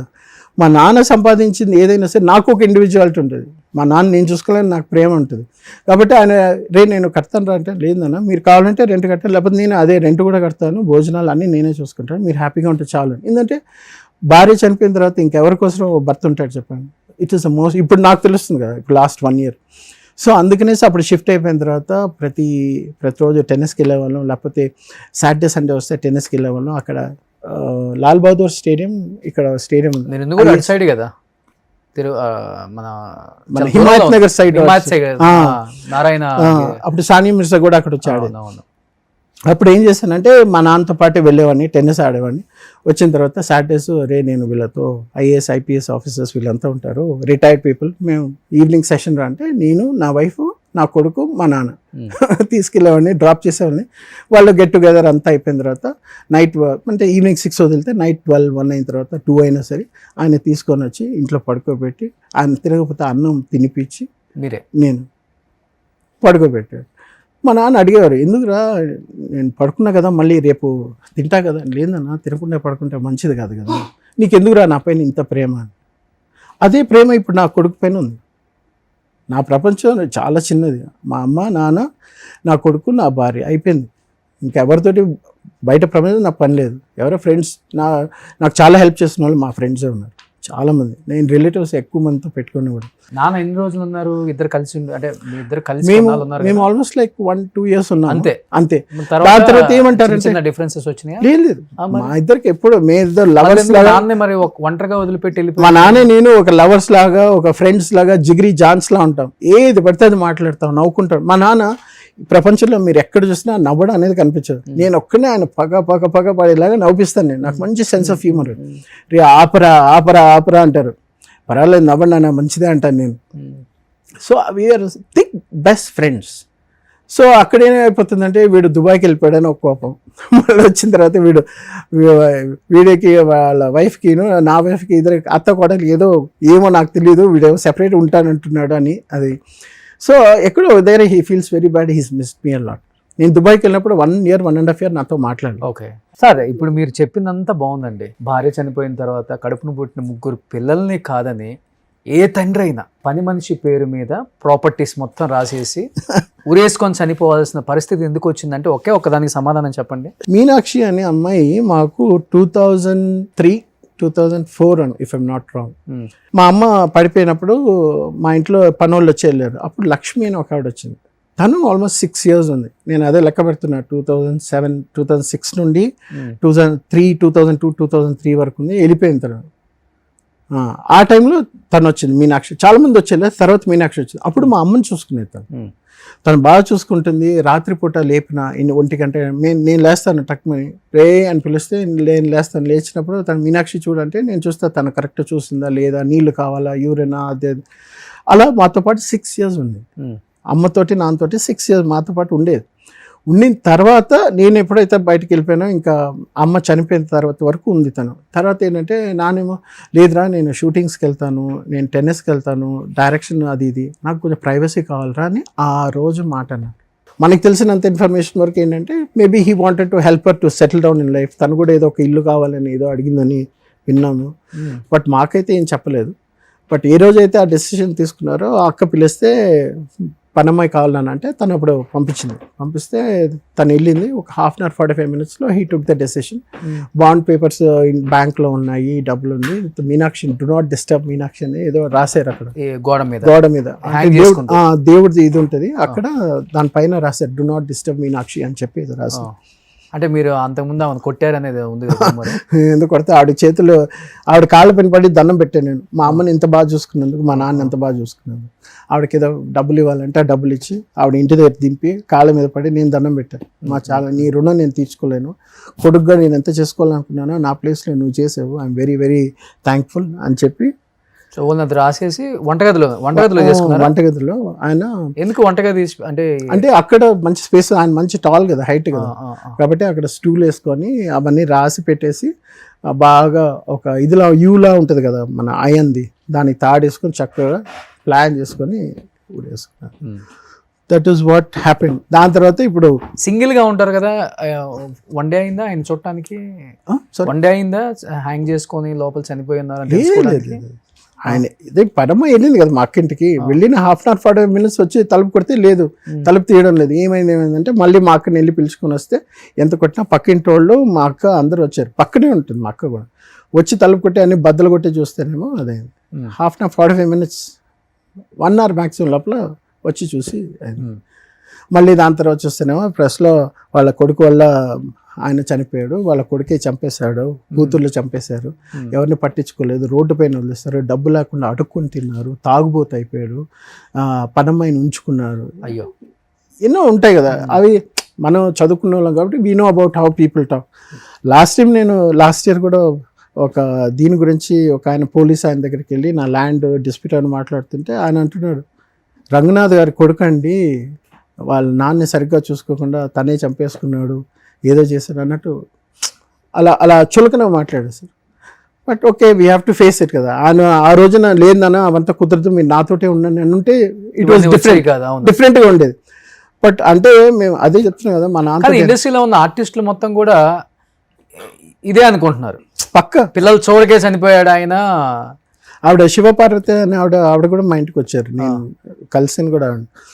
మీ ఇంటర్వ్యూలో కూడా ఆవిడ మాట్లాడారు. ఐ వాజ్ ఎక్స్పెక్టింగ్ ఏమన్నా నాతో మాట్లాడారు, నన్ను కలిశారు, చూశారు. శ్రీహరి గారు వచ్చారు మా ఇంటికి, అంటే మా అమ్మ చనిపోయిన తర్వాత కలిశారు. శరత్ బాబు గారు వచ్చారు. When so many people sauce. మన చిన్నప్పుడు చిరంజీవి గారు కూడా వచ్చారా? చిరంజీవి గారు మా నాన్న చనిపోయిన తర్వాత ఫిల్మ్ ఛాంబర్కి తీసుకుని రమ్మంటే అప్పుడు వెళ్ళినప్పుడు ఆయన అడిగారు. చిన్నప్పుడు ఇప్పుడు మా అమ్మ చనిపోయిన తర్వాత పలకరించడానికి నాన్నని కలవడానికి వచ్చారు. నేను అప్పుడు ఇంట్లోనే ఉన్నా. ఆయన వస్తున్నారంటే నాకు వణుకు. ఫస్ట్ క్వశ్చన్ ఏం అడుగుతారు, ఏరా ఏం చేస్తున్నావు అంటారు. ఆ ప్రేమ అభిమానం ఉంటుంది కదా. చిన్నప్పుడు నన్ను అడిగారు, ఎవరో నీకు ఇష్టమైన హీరో అంటే నేను మా నాన్నని చూస్తున్నా. అప్పుడు చూస్తున్నా, నేనని చెప్పరా రే అన్నారు. మీరే అంకుల్, నాకు చాలా ఇష్టం అంకుల్ అన్నారు. సో కాంబినేషన్ చాలా బాగుంటుంది. చిరంజీవి గారిది రంగనాథ్ గారి కాంబినేషన్ ఎన్ని సినిమాలు చాలా. కానీ ఎన్నిసార్లు ఏడ్చుంటారు 4 గోళ్ల మధ్య. అది చెప్పుకోలేం కదా మనం, అదే ప్రాబ్లం. ఇప్పుడు మనం చెప్తే ఏమంటారంటే, ఎందుకంటే అమ్మ చనిపోయింది, నాన్న చనిపోయాడు, కట్టుకున్న భార్య చిన్న ఏజ్లోనే చనిపోయింది. ఇప్పుడు ఎవరు లేరు నాకు చెప్పుకోవడం. కళ్ళ ముందే ముగ్గురిని కోల్పోయారు కదా. కాదు, ఇప్పుడు మా అత్తగారు మామగారు కూడా పోయారు 2016లో. 2019లో మా 17లో మా మామగారు పోయారు, 19లో మా అత్తగారు పోయారు. సో నాకంటూ వైఫ్ చెప్పుకోవాలి. ఎప్పుడు చనిపోయారు? లాస్ట్ ఇయర్ చనిపోయింది. తను ఎందుకు చనిపోయారు అసలుకి? అది తను చెప్పే కదా, సైకలాజికల్గా psychiatric patient 8 times 9 times suicide attempt చేసి మా నాన్న వచ్చి చూసి ఏమైందిరా అంటే తెలియదు నాన్న అని చెప్పి, వాళ్ళ సొంత బాబాయే ఉన్నారు ప్రసాద్ రావు అని. ఆయన కూడా చిరంజీవి గారికి సైకాట్రిక్ దీనికి కూడా అంటే కౌన్సిలింగ్ కానీ దేనికైనా ఆల్ ఓవర్ వరల్డ్ కూడా ఆయన వెళ్ళేసి వస్తారు. ప్రజారాజ్యం పార్టీ పెట్టినప్పుడు స్ట్రెస్ కూడా ఉండేటప్పుడు చిరంజీవి గారికి కూడా హీ హాస్ డన్. అంటే సూసైడ్ చేసుకోవాలని చేసుకుంటుంటారా ఆమె? వస్తుందా థాట్స్? వస్తుండే ఆ థాట్స్ ఏంటంటే ప్రతి చిన్న వాటికి బాధపడడం, భయపడడం, బెదిరిపోవడం, ఇంకా అయిపోయింది మన లైఫ్ అయిపోయింది, ఇంకా మనం బ్రతకూడదు అని టాబ్లెట్స్ ఎక్కువ తీసేసుకోవడం, లేకపోతే ఇలాగే చేయడం వల్ల ప్రతిసారి తీసుకుని వెళ్ళడం, హాస్పిటల్లో చేర్చడం, మళ్ళీ తన్ని ఇంకా ఏం చేయలేము అంటే మళ్ళీ suicide attempt 8-9 times. 10th time 10th time. ఇప్పుడు ఏంటంటే డోస్ కొంచెం ఎక్కువ అయిపోయింది, మళ్ళీ హాస్పిటల్ తీసుకుని వెళ్ళాం. We couldn't save. ఎంత ఏజ్ ఉంటుంది ఆమెకి? తనకు 43-44 అంతే. ఇన్ని కష్టాలు, తండ్రి, తల్లి, భార్య, అత్త, మా ఇంతమంది కోల్పోయి ఒంటరిగా నా కొడుకుతోటి వాళ్ళు నేను బ్రతుకున్నానంటే దానికి మా బాబాయ్ పిన్ని, రే నీకేం కాదు రారా చూసుకుంటాను, వాళ్ళు 2 ఫ్రెండ్స్ హరీష్ రవి అని చెప్పి. రవి అయితే పాపం రోజు మాట్లాడుతూ ఉంటాడు, అడుగుతాడు. నేను డల్ అయిపోతా, ఏమైందంటే మా ఇంకోవాడు ఏంటంటే నీకేంట్రా ప్రాబ్లం, ఫైనాన్షియల్ ప్రాబ్లమ్, అది అక్కడ నుండి ఇక్కడికి వచ్చేసావు, కొత్త లైఫ్ స్టార్ట్ చేయకపోతే. సినిమాలు అంటే మీకు తెలుసు కదా, కృష్ణానగర్ కష్టాలు. సో ఛాన్సెస్ కోసం వెతకడం. కలిసారు ఎప్పుడన్నా చిరంజీవి గారిని? మళ్ళీ తర్వాత లాస్ట్ ఇయర్ నేను కలిసాను. ఇది సార్ జరిగింది లేదు, నాకు మాట్లాడడానికి టైం దొరకలేదు. ఆయన చూసే నాకు బాగున్నా అనేసి వెళ్ళిపోయారు ఆయన. నేను మా బాబాయ్ అన్నపూర్ణ స్టూడియోస్లో మన ఇది జరుగుతుంది, విశ్వాంబర షూటింగ్ జరుగుతుంది. ఆయన 14 days తర్వాత ఒంట్లో బాగాలేదని అప్పుడు వచ్చారు. ఆయన వచ్చిన తర్వాత షూటింగ్ జరుగుతుందంటే ఇంకా ఆయన డిస్టర్బ్ చేయకూడదని వదిలేశాను. తర్వాత అప్పుడు అనిల్ రావుపూడి గారు, దిల్ రాజు సంక్రాంతికి వస్తున్నాం అనేది అప్పుడు షూటింగ్ జరుగుతుంది ఒక సెట్లో. నేను వెంకటేష్ గారిని కలవలేదు, అనిల్ రావుపూడి ఎవరిని కలవలేదు, ఓన్లీ ఆయన ఒక్కరికోసం వచ్చాను నేను అప్పుడు. సరే పెద్ద ఆయన ఫస్ట్ ఆయన చూసిన తర్వాత చెప్పి దాని తర్వాత మిగతా వాళ్ళని కలుగుతాని అంతవరకు వెయిట్ చేశారు. ఇంతవరకు ఇండస్ట్రీలో కూడా ఎవరికి చెప్పలేదు, ఇది చాలా మంది తెలీదు. ఫస్ట్ టైం అట్లీస్ట్ చూసిన వాళ్ళు ప్రతి ఒక్కళ్ళు రంగనాథ్ గారిని ఎంత ప్రేమించారో వాళ్ళ అబ్బాయి నాగు గారిని కూడా అంతే విధంగా ప్రేమించండి. అదే హైటు, అదే వెయిట్, అదే ఫిజిక్, అదే టాలెంట్ ఉంది. మంచి అన్న పాత్రలకి, నాన్న పాత్రలకి. సో ఆయన మీరు తీసుకుంటే నిజంగా ఆయన ఎక్కడున్నా కానీ పైనుంచి చాలా చాలా హ్యాపీగా ఫీల్ అవుతారు కొడుకు సక్సెస్ని చూసి. ప్లీజ్ ఇండస్ట్రీకి నేను రిక్వెస్ట్ చేస్తున్నాను, ప్లీజ్ చెప్పండి. సో అందుకనేసి మొన్న నేను లాస్ట్ ఇయర్ సముద్ర గారు ఛాన్స్ ఇచ్చారు, వెళ్తే ఇస్తానని చెప్పి ఒకే సినిమాలో Part 1 Part 2 pan India cinema Varadaraju Govind అని చెప్పి ఫస్ట్ హాఫ్లో వచ్చేసి నేను ఒక గుండాకి నవీన్ గౌడ్ గారు అని ఉన్నారు, ఆయనకి నేను సెక్రటరీ లాగా. Part 2లో వచ్చేసి నేను ఒక ప్రొఫెసర్ లాగా. సో ఇవి 2 డిఫరెంట్గా వస్తే ఆయన సీఎం రాజు ఒక ఆయన డబ్బింగ్ చెప్తారు. ఓకే, ఆర్సీఎం రాజు.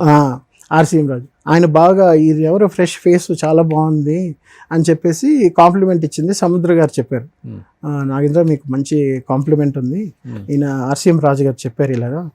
సో ఆయన చెప్పారంటే somewhere you have potential to act. Obviously మీ బ్లడ్లో ఉంది కాబట్టి యాక్టింగ్ అనేది చేయొచ్చు. ప్లస్ ఇప్పుడు మీరు చూడడానికి కూడా మీ ఫాదర్ లాగా ఉన్నారు, శాంతి నివాసంలో మీ ఫాదర్ లా ఉన్నారు, అది అని చెప్పేసరికి ఓకే నమ్మకం వచ్చింది. ఇప్పుడు అసలు నాన్నది ఏం రూపాయి కూడా లేదు మీ దగ్గర? చిన్నప్పుడు చనిపోయిన తర్వాత కొంత ప్రాపర్టీస్ ఎక్కడ ఉన్నాయో, డాక్యుమెంట్స్ ఏమైనా ఉన్నాయో అని చూస్తాం కదా ఇంట్లో మనం. లేదండి, ఇప్పుడు జీరోనా? లేదు, జీరో. నాన్న కూడా అద్దెకే ఉన్నారా? సొంత ఇల్లు కూడా లేదు చనిపోయే టైం? లేదు, గాంధీనగర్లో ఉండేవారు అద్దెకి. సో అందుకనేసి ఇప్పుడు ఏదైనా చేయాలి, మనం తప్పేం చేయలేదు. నేనైతే కొంచెం కుక్కలు అంటే ఇష్టం అని చెప్పి ఒక 20 lakhs 30 lakhs ఇన్వెస్ట్ చేసి కుక్కలు మళ్ళీ అదే పిచ్చి, ఎవడి పిచ్చి వాళ్ళకని కొన్నారా? కొన్ని ఫారిన్ నుండి తెప్పించి వాటిని షోస్కి తీసుకెళ్ళి మళ్ళీ బ్రీడింగ్ చేసి ఒక పిల్ల 1,50,000 2 లక్షలకు అమ్మిన రోజులు ఉన్నాయి. అదేదో ఫన్ కోసం చేసాం. ఆవిడకి కూడా కుక్కలు అంటే ఇష్టం, తను చూసుకుంటుంది, టైం పాస్ అవుతుంది, తనకు అలాంటి డైవర్షన్ ప్రాబ్లం ఇది ఉండకూడదు అనేసి ఇది పెట్టాం. బట్ ఏంటంటే అవి ఉండి చూసుకోలేక బెంగళూరులో అక్కడ నుండి వచ్చేసాం. ఇది పరిస్థితి.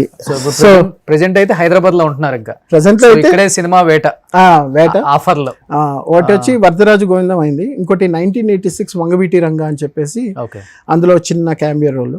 తర్వాత ఈటీవీలో బొమ్మరిల్లు అని ఒక ఎపిసోడ్ వచ్చేసాను, సీరియల్. సో ఇప్పుడు ఏంటంటే మనకి ఇప్పుడు నాకు కొత్త కదా యాక్టింగ్, ఎలా డైలాగ్ డెలివరీ భయం అయితే లేదు, కెమెరా ఫియర్ లేదు, కానీ నాకు సెన్స్ ఆఫ్ హ్యూమర్ చాలా బాగుంది. అది నేను చెప్తే బాగుంటుంది కానీ చూపిస్తే బాగుంటుంది కాబట్టి. నాన్నగారి డైలాగ్స్ ఏమైనా గుర్తున్నాయా మీకు?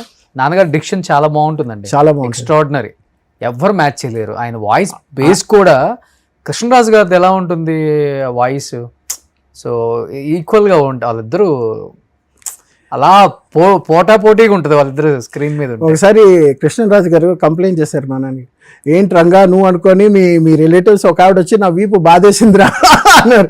ఏమైందంటే ఒకసారి ప్లాట్ఫామ్లో ట్రైన్ ఎక్కుతుంటే వెనకాల ఒకే హైట్ ఉంటారు ఇద్దరు కదా, శరత్ బాబు గారు ఈయన కృష్ణరాజు గారు, మా నాన్న ఒకే హైట్, మంచి size, personality. So white version వచ్చి ఈయన శరత్ బాబు, డార్క్ వర్షన్ వచ్చి మా నాన్న. ఆ తల అయినా, జబ్బలైనా, బాడీ అయినా ఫుల్ సాలిడ్ పీపుల్ వాళ్ళు. సో ఒకసారి నన్ను కొట్టేసింది రంగా, ఏంటిది మీ రిలేటివ్స్ కొంచెం చెప్పు కొట్టదని. రంగా అని చెప్పి వీపీ దాన్ని కొట్టిందంట ఆవిడ. ఎవర్రా మనల్ని కొట్టేవాళ్ళని చూస్తే, రంగా నువ్వు కాదా, మీరెవరండి అంటే నేను కృష్ణరాజు అన్నారంట. సారీ అండి మా రంగనాథ్ అనుకున్నాం మేము అని సారీ చెప్పారు వాళ్ళు. నాన్నది ఏదైనా డైలాగ్స్ గుర్తున్నాయండి మీకు? లేదండి, ఇప్పుడు మా నాన్న ప్రాక్టీస్ చేయటము. ఇప్పుడు మా నాన్నది నేను చెప్పకూడదు, ఎందుకంటే ఆయన వాయిస్ తో విన్న ఆడియన్స్ ఉంది. నేను చెప్పానంటే అది ఏదైనా ఒక 2 lines నాన్నగారిది. లేదు, నాకైతే నేను ఆ జోన్కి వెళ్ళాను. నేను ఆయన జోన్ వేరు, నా జోన్ వేరు. నాదేంటంటే కొంచెం కామెడీ సైడ్, విలన్ కైనా సరే, కామెడీకి అయినా, ఫాదర్ రోల్, ఈ క్యారెక్టర్ రోల్స్కి అయితే ఐ కెన్ డూ జస్టిఫికేషన్. కానీ నా ప్రైమరీ ఏంటంటే ఆ సెన్స్ ఆఫ్ హ్యూమర్ నాకు చాలా ఎక్కువ ఉంది. అది నేను చెప్పుకోవడం కదా, అవకాశం వస్తే తెలుస్తుంది మీకు, అది పండుతుంది. ఎందుకంటే ఒక సీన్లో ఒకరు వచ్చినప్పుడు వాడు మాట్లాడుతుంటే ఏం చెప్తే అవతల మనిషికి, ఇప్పుడు ఆడియన్స్ పాయింట్ ఆఫ్ వ్యూలో మనం ఇలా చూసేటప్పుడు వాడి బాడీ లాంగ్వేజ్లో అయినా సరే, లేదా వాడు చెప్పే డైలాగ్ డెలివరీలో అయినా సరే, ఇచ్చే గ్యాప్లో అయినా, ఒక పదం చెప్పేటప్పుడు ఒక గ్యాప్ ఇస్తే మనం ఏదో ఊహించుకుంటాం. సో ఇవన్నీ నాకు చాలా బాగుంది ఐడియా. సో కాబట్టి ఏంటంటే వచ్చానంటే I can do that magic of comedy on the screen, లేదా జనరల్ క్యారెక్టర్ రోల్స్ చేయడానికి ఉంటుంది అనేసి దానికి హ్యూమర్ బాగుంటే మన అనిల్ రావుపూడి గారు లాంటి షూర్ డెఫినెట్ ఆయన చేతిలో పడితే షూర్ డెఫినెట్ సో మంచి వజ్రంలా తయారు చేసుకుంటారు. అది నాకు ఆపర్చునిటీలా ఉంటుంది. ఎందుకంటే నేను ఎందుకు చెప్తున్నానంటే మా ఇంట్లో మా నాన్న అయితే పడిపడి నవ్వేవారు నా సెన్స్ ఆఫ్ హ్యూమర్కి. మా నాన్న దేనికి నవ్వరు, దేవుడి దిగి వచ్చినా, జంధ్యాల గారు వచ్చినా కూడా నవ్వరు, చెప్పండి అని ఇలా కూర్చుంటారు. అలాంటిది మా నాన్నని నవ్వించగలను. ఆయన సినిమాల్లో కూడా అంతేనే, గంభీరంగా నవ్వేదే లేదు ఆయన. అవును, అసలు పోలీస్ డ్రెస్ చేస్తే ఎలా ఉంటారు ఆయన, మెగ్నానిమస్, గంభీరంగా ఉంటారు. చిరంజీవి గారు నాన్నగారి కాంబినేషన్ లో మీకు నచ్చిన సినిమా అంటే? ఒకటి ఖైదీ, అది ఎవర్ గ్రీన్ ఖైదీ. తర్వాత లవ్ ఇన్ సింగపూర్. అదేంటంటే వాళ్ళిద్దరు బ్రదర్స్ లా చాలా బాగుంటుంది, ఇద్దరికి కోపంగా ఉంటుంది, తర్వాత వాళ్ళు తెలుసుకుంటారు బ్రదర్స్ అండ్ లాస్ట్ లో. బట్ అది లవ్ ఇన్ సింగపూర్ చాలా ఇష్టం నాకు. వెంకటేష్ గారి కాంబినేషన్ లో, వెంకటేష్ గారి కాంబినేషన్ లో నాన్న చెప్పింది ఏంటంటే, ఈ ఒక సినిమా వచ్చింది చూడండి, పవన్ కళ్యాణ్ గారు, వెంకటేష్ గారు, మా నాన్న కూడా జడ్జిగా చేశారు అందులో, గోపాల. అప్పుడు వెంకటేష్ గారు, అప్పుడు ఏంటంటే వెంకటేష్ గారు ఫస్ట్ సినిమాలో మా నాన్న యాక్ట్ చేశారు కదా అందులో. అప్పుడు హీజ్ అ న్యూ కమర్. ఇప్పుడు నేను ఎలా న్యూ కమరో ఆయన న్యూ కమర్. సో అదే నాన్నతో చెప్పినప్పుడు 2015లో చనిపోకుండా అప్పుడు చెప్పారు, వెంకటేష్ని కలిసాను, వెంకటేష్ అడిగాడు ఇలాగా, ఇప్పుడు నేను యాక్టింగ్ బాగా చేస్తున్నాను సార్, డైలాగ్ డెలివరీ ఎలా ఉంది చెప్పండి అంటే, గుడ్ వెరీ గుడ్ అని చెప్పాను. సో ఆయన ఏం మాట్లాడుకున్నారు అలాంటివి కొన్ని మాకు చెప్తా ఉంటారనమాట. సో అలాగా నాగార్జున గారి కాంబినేషన్ లో విక్కీ దాదా అని ఒక సినిమా యాక్ట్ చేశారు, అందులో ఆ టైంలో కూడా చెప్పారు. నాగేశ్వరరావు గారు అదే నాగార్జున గారును మా నాన్న అప్పుడు ఆ కాంబినేషన్ సీన్స్ నేను అడిగాను, ఎలా నాన్న అక్కినే నాగేశ్వరరావు గారి కొడుకు ఎలాగా, మాకంతా కొత్త కదా అప్పుడు 80sలో. Good, is a bright fellow, he's from America, ఇంకా రాణిస్తాడు చూడు, మరి ఎలా నాన్న లుక్స్ ఎలా ఉంది అంటే, లుక్స్ ఏంట్రా మారుతుంది, మేకప్ అనేది పడాలి, ఇండస్ట్రీకి వచ్చిన తర్వాత మేకప్ వేసి తీసి యాక్ట్ చేసిన తర్వాత ఆ ట్యూన్ ఇన్ అయిన తర్వాత ఫేస్ మారిపోతుంది ఆటోమేటిక్గా, దానికి టైం ఇవ్వాలి, అంత లోపల మన వాళ్ళు న్యూస్ పేపర్ వాళ్ళు చింపేస్తారు కదా అన్నారు. అలాగే చింపేశారు అందరినీ. సో ఇప్పుడు మీరు అల్లు అర్జున్ గారి గంగోత్రి తీసుకున్నా, ఇప్పుడు పుష్ప తీసుకున్నా, ట్రాన్స్ఫర్మేషన్ ఇట్ టేక్స్ టైం. ఇదంతా ఎందుకు చెప్తున్నానంటే, నేను ఇప్పుడు ఇండస్ట్రీలో రావాలి అని నేను సాక్షి శివ దగ్గర మాట్లాడినప్పుడు అన్నీ గీతోపదేశం చేశాను. మేము చిన్నప్పటి నుండి ఒకే దగ్గర పెరిగాను. నాకు మేకప్ పడిన తర్వాత మెల్లిగా ఫేస్ మారుతుంది, టోన్ సెట్ అవుతుంది. నువ్వు డైలాగ్స్ వచ్చినవన్నీ మీ నాన్నలా చెప్పేద్దాం, ఫస్ట్ సినిమాకి ఆస్కర్ అవార్డు తీసుకున్నా అన్ని పెట్టుకో, ఇంటర్వ్యూకి వెళ్ళన్నారా, రోషన్తో ఇంటర్వ్యూ జరిగింది, నువ్వు కూడా ఇల్లు అన్నారు. అంటే వెళ్తాను, కానీ శివ రోషన్ అడిగే ప్రశ్నలు మీకు తెలుసు కదా, ఏదో IAS IPS కూడా క్లియర్ చేసేస్తాను, నాకు అంత కాన్ఫిడెన్స్. ఆయన దగ్గరికి వెళ్తే ఎక్కడ అవును నాకు కరెక్టే, నేను కూడా కొన్ని లూజ్ చెప్పేసాను రా అన్నారు. అని తర్వాత అవును శివ, బికాస్ శివ గురించి మీకు తెలుసు కదా, వెరీ నైస్ పర్సన్. సాక్షి రంగారావు గారు అబ్బాయి. సాక్షి రంగారావు, మేమంతా ఒకే ఏరియాలో ఉండేవాళ్ళం. వలసరవాకమా? సాలిగ్రామ్. మేమంతా ఒకే దగ్గర పెరిగి నేను శివ షటిల్ కాక్ ఆడేవాళ్ళు.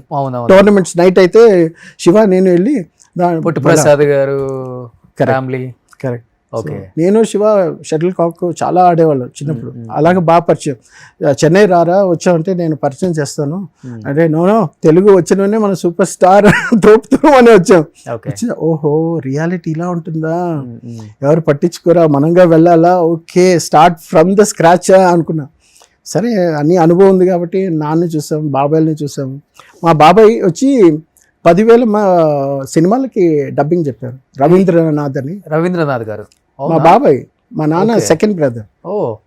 10,000 సినిమాలు, రజనీకాంత్కి, జాకీ చాన్కి, వీళ్ళందరికీ డబ్బింగ్. ఎక్కడ మిస్ అయ్యాను నేను డబ్బింగ్ ఆర్టిస్టులు అందరినీ చేశాను, రవీంద్ర గారిని ఎక్కడ మిస్ అయ్యాను నేను? ఆయన 2009లో చనిపోయారు, 2008-2009లో చనిపోయారు. ఓకే, మా అమ్మ చనిపోయే ముందు చనిపోయారు అన్నమాట. ఇప్పుడు అందరు ఫ్యామిలీ సెట్ అయిపోయారు. మా బాబాయ్ 2 బాబాయ్లు ఉన్నారు, ఒక ఆయన జేసీనాథ్, ఒక ఆయన లెక్చరర్గా రిటైర్ అయ్యారు. ఓకే. ఇంకో బాబాయ్ వచ్చి డాక్టర్ MBBS చేశారు. ఆయన వైఫ్ డాక్టర్, 2 పిల్లలు డాక్టర్, కెనడాలో ఒకటి, US లో ఒకటి అనుకుంటా. నాన్న అందరినీ బాగానే చూసుకున్నారు, ఫుల్ గా చేయరు కదా, కొంచెం హెల్ప్ చేస్తారు. అదే ఇనిషియల్ గా.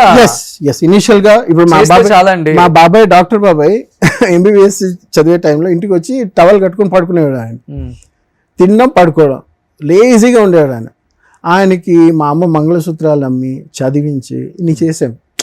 చేసింది చెప్పుకోవడం గొప్ప కాదు, కానీ ఏంటంటే వాళ్ళు అది గుర్తుపెట్టుకొని వాళ్ళ ఫ్యామిలీ, ఇప్పుడు మేము కానీ గుర్తుపెట్టుకున్నారు అందరం మిమ్మల్ని బాగా చూసుకుంటారా? That's okay. ఫైనాన్షియల్ గా కొంచెం మీరు డౌన్ అయినప్పుడు దట్స్ ఓకే. ఇప్పుడు మా ఆవిడ చనిపోయినప్పుడు కొంచెం మేమందరం ఉన్నాము, మేము చూసుకుంటాము. లేదు, నేను వాళ్ళతో ఎక్కువ మాట్లాడడం లేదు. మా బాబాయ్ పిన్ని ఉన్నారు కదా, వాళ్ళిద్దరే నన్ను చూసుకునేది బాగా. ఇప్పుడైతే అసలు మిగతా ఇంకెవరితో తోడబుట్టిన వాళ్ళు ఎవరితో నేను టచ్ లో లేరు. నేను టచ్ లో లేను. మెయిన్ మా అక్క, ఇంకో అక్క ఉంది, ఆవిడతో కూడా టచ్ లో లేను. మీ సొంత అక్కతో కూడా? సో ఎవరి వాళ్ళ లోకల్లో ఉండామా? లేదు, ఆ పెద్ద అక్క చనిపోయింది, తనకి బ్రెస్ట్ క్యాన్సర్ వచ్చి చనిపోయింది. అదే విన్నాను నేను. తర్వాత సొంత అక్క చనిపోయినా కానీ ఎందుకు చనిపోయిందో కూడా తెలియదు మీకు? వెళ్ళలేదు మీరు కనీసం? మీరు వెళ్ళలేదు. తను చనిపోయి ఎలా అండి అంత మూర్ఖంగా ఉండగలం? మనసు ఒకే కడుపును పుట్టిన రక్త సంబంధం, ఒకవేళ ఎంత శత్రువులమైనా కానీ బతికినప్పుడు ఎలానో మనం వెళ్ళాం, కనీసం చనిపోయినప్పుడన్నా వెళ్ళి చూసి వద్దాం అనుకుంటున్నా. ఇప్పుడు మనసు లేదా మనకి? ఇప్పుడు ఎలా అయిపోయిందంటే ఒక్కొక్కరి ఫ్యామిలీ, ఇప్పుడు నేను చెప్పే కదా మా ఆవిడ సూసైడ్ అటెంప్ట్ చేసుకున్నారు. So they never came and saw ఏమైంది నాకు, నీ వైఫ్కి ఏమైంది, నీకేమైంది, ఎలా ఉన్నావు, ఎలా. వాళ్ళు రాలేదు, వాళ్ళు అడగలేదు, మనం అడగట్లేదు. వాళ్ళు అడగడం లేదు, మాట్లాడడం లేదు, నేను అడగడం లేదు, నేను మాట్లాడడం లేదు. సో ఎవరికి వాళ్ళు అలా ఇండిపెండెంట్గా ఉంటున్నాం అంతే. That is all. ఇంకొక అక్క ఉన్నారా? ఇంకో అక్క ఉన్నారు, తను బెంగళూరులో ఉంటుంది. ఏమన్నా మాట్లాడతారా మీతో? లేదు, తను కూడా మాట్లాడడం లేదు. నేను ఎవరితో మాట్లాడడం లేదు, వాళ్ళు నాతో మాట్లాడడం లేదు. So it's been like that. ఇప్పుడు మీరు ఒంటరి, మీ కొడుకు ఇద్దరే. ఇప్పుడు మా పిన్ని, బాబాయ్ వాళ్ళిద్దరు, ఇంకో 2 ఫ్రెండ్స్. అదే మా లైఫ్. నాన్నగారు బ్లెస్సింగ్స్ ఉండాలి మీకు. ఇప్పుడు ఇండస్ట్రీ వాళ్ళ బ్లెస్సింగ్స్ కూడా ఉండాలి. నిజంగా ఇంత డెప్త్ నాకు తెలియదు. రియల్గా నేను చెప్తున్నాను కదా, రియల్లీ ఐ డోంట్ నో ఇంత డెప్త్ ఉందని నాకు తెలియదు మీ స్టోరీలో. నేను ఏదో చాలా ఫస్ట్లో చెప్పిన స్టోరీ, నాన్న ఎట్లా చనిపోయారు ఏంటో అనుకున్నా, కానీ ఈవెన్ మీ లైఫ్లో కూడా బతికున్న వాళ్ళ లైఫ్లలో కూడా సొంత రక్త సంబంధికులు చనిపోయినా కానీ మీరు వెళ్ళరు, మీ ఫ్యామిలీలో మీ వైఫ్ చనిపోతే వాళ్ళు రారు, ఇప్పుడు ఇంకొక అక్క ఉంటే మీకు సంబంధం లేదు, ఓన్లీ ఒక బిడ్డను పెట్టుకొని మీరు బతుకుతున్నారు. అంతే. సో అందుకని ఇప్పుడు ఏంటంటే ఈ జీవితంలో మళ్ళీ ఏదో చేయాలి, సాధించాలి, ఆ కొడుకు కోసం బ్రతకాలి. ఏమైనా ఇప్పుడు ఫ్రెండ్స్ హెల్ప్ చేస్తారు, వాళ్ళు ఏమైనా అప్పులు ఉంటే వాళ్ళు అవి తీర్చుకోవాలి. మళ్ళీ struggle he's started, but it's coming at a very late age. But ఏదైనా చేసుకొని బయటపడితే బాగుంటుంది. వీ హ్యావ్ టు సీ, అది లైఫ్. గ్రేట్ అండి, నిజం. నాన్న ధైర్యం మీకు వచ్చిందేమో. ఆబ్వియస్లీ ఇప్పుడు ఆయన క్యారెక్టర్, ఆయన బిహేవియరే వస్తుంది కదా, ఇంకేం వస్తుంది. సో ఎవరిని ఏం ఆడకూడదు, ఏం చేయకూడదు, మన సెల్ఫ్ రెస్పెక్ట్ అనేది చాలా ఇంపార్టెంట్ అనేదే ఉంటాం. ఎవరైనా హెల్ప్ చేస్తున్నారు, ఏమైనా చేస్తున్నారు అంటే ఇట్స్ ఫైన్. కానీ ఏంటంటే ఇప్పుడు ఈ ఇంటర్వ్యూలో మెయిన్ చెప్పాల్సింది ఏంటంటే clarification of what happened with my father. ఆయన ఎలాంటి మనిషి, ఆయనతో పాటు మా జర్నీ ఏంటి, నా జర్నీ ఏంటి అనేది ఇంపార్టెంట్. మిగతా వాళ్ళ జర్నీ ఏంటి నాకు తెలియదు, నేనేం చెప్పలేను. Okay, so that is that. But నాన్నగారి కాంబినేషన్లో ఇంతమంది హీరోయిన్స్, నాన్నకి కెమిస్ట్రీ బాగా వర్కౌట్ అవుతుంది చాలా మంది హీరోయిన్స్తో. అలా మీకు బాగా చాలా బాగుంది అనిపించింది అంటే అంత నవ్వుతున్నారేంటి? ఏమో ఉంటాయి కదా, పుకార్లు ఉంటాయి, పేర్లు ఉంటాయి. సో పుకార్లు నేను ఎక్కువ వినలేదు, కానీ నేను విన్నదైతే ఇద్దరిని. పేర్లు ఎందుకు తీయలేదు కానీ అమెరికా అమ్మాయి సినిమా అప్పుడు దీప గారితో ప్రేమలో పడ్డారు అని, ఇంకొకటి సెకండ్ సినిమా అనుకుంటా శారద గారు ఒక సినిమా, ఆ సినిమాలో చేసిన తర్వాత చాలా డీప్ లవ్ శారద గారిది, రంగనాథ్ గారిది, పెళ్లి చేసుకునే వరకు వెళ్ళిపోయింది. తర్వాత చలం పరిచయం అయ్యేసరికి ఈయనకి నచ్చక ఆమెతో మాట్లాడటం మానేశారు అని నేను విన్నాను. చాలా మంది చెప్తుంటే విన్నా. మా నాన్న చాలా పెళ్లిళ్ళు అయిపోయి, లక్ష్మి గారు, హీరోయిన్ లక్ష్మి గారు, ప్రభా గారు, శారద గారు, దీపా గారు, చాలా మందితో పెళ్లిళ్ళు అయిపోయి గర్ల్ ఫ్రెండ్స్ అవి ఇవన్నీ పుకార్లు చాలా పేపర్స్లో వేస్తే మా మావయ్య, మా అమ్మ వాళ్ళ అన్నయ్య వాళ్ళంతా పరిగెత్తుకొని వచ్చి ఏమైందమ్మా, ఏంటి బావగారు ఉన్నారా, వేరే పెళ్లి చేసుకున్నారా? సో ఆబ్వియస్లీ ఒక కెమిస్ట్రీ బాగా వర్కౌట్ అయింది స్క్రీన్ పైన అన్నప్పుడు మీకు తెలిసిందే కదా. Obviously there will be a rumour, yes వీళ్ళిద్దరే ఏమో జరుగుతుందేమో, వీళ్ళు ఏమైనా ఆఫ్లైన్ ఏమైనా నడుపుతున్నారేమో, దట్ ఈస్ ప్రిటీ కామన్. కానీ శారద గారి విషయంలో ఇద్దరు చాలా డీప్ వెళ్ళిపోయారు అనే మాట వాస్తవం అండి? లేదు. శారద గారు మా ఫ్యామిలీ ఫ్రెండ్గా ఉన్నారు. చాలా మంది నాకు తెలిసి చాలా మంది ఫ్యామిలీ ఫ్రెండ్స్, మేము వాళ్ళ ఫ్యామిలీస్లో చూసాము, వాళ్ళు మా ఇంటికి వచ్చారు చూసాము. మా చిన్నప్పటి నుండి మా ఇంట్లో ఏ పెళ్ళి అయినా సరే సినిమా హీరోయిన్స్ చాలా మంది, కేఆర్ విజయ గారు, చాలా మంది. ఎందుకంటే మా ఫాదర్ కొంచెం టాల్, డార్క్ అండ్ హ్యాండ్సమ్, మంచి హైట్, మంచి వాయిస్, ప్లస్ ఆయన యాక్ట్ చేసిన హీరోయిన్స్ ఇంకెవరైనా ఉన్నా సరే కొంచెం క్లోజ్గా ఉంటారు. అది ఏమైపోతుందంటే ఈయన చాలా డిగ్నిఫైడ్ పర్సన్. ఆడవాళ్ళు ఎక్కడ అట్రాక్ట్ అవుతారంటే ఒక మగవాడు ఆడదాన్ని లెక్క చేయనప్పుడు అట్రాక్ట్ అవుతారు. సో ఆయన డిగ్నిఫైడ్గా ఉంటారు. ఆయన టెన్నిస్, ఆయన ఎవరిని కేర్ చేయరు. ఆయన టెన్నిస్ అంటారు, ఫ్యామిలీ అంటారు, పిల్లలు అంటారు, ఆయన షూటింగ్ అంటారు, రాసుకుంటారు. అలాంటి వాళ్ళు రెస్పెక్ట్ ఎక్కువ ఉంటుంది. అమ్మాయిల వెనకాల తిరిగితే ఇంకేముంటుంది రెస్పెక్ట్. సో అలాగే ఒక అభిమానం అనేది కాస్త 10 సార్లు ఎక్కడైనా కలిసినా, సినిమాలో చేసినా అది అలాగే అనిపిస్తుంది. సొసైటీలో అలా మాట్లాడుకుంటారు. కానీ చలంగారితో పెళ్లికి శారద గారు చేసుకుంటానంటే నాన్నగారు అసలు యాక్సెప్ట్ చేయలేదు, అసలు నువ్వు చేసుకోవద్దు, అది ఇది గొడవ చేశారు. No, I don't think so. అలాంటివి మన ఇద్దరమే కలిసి ఉందాం నాకైతే తెలిసి ఏం లేదు అలాగా. బట్ ఇలాంటి పుకార్లు వచ్చంటే నాకు కొంచెం ఇంట్రెస్టింగ్గా ఉంది. నేను విన్నది ఎక్కువ శారద గారు, దీప గారు.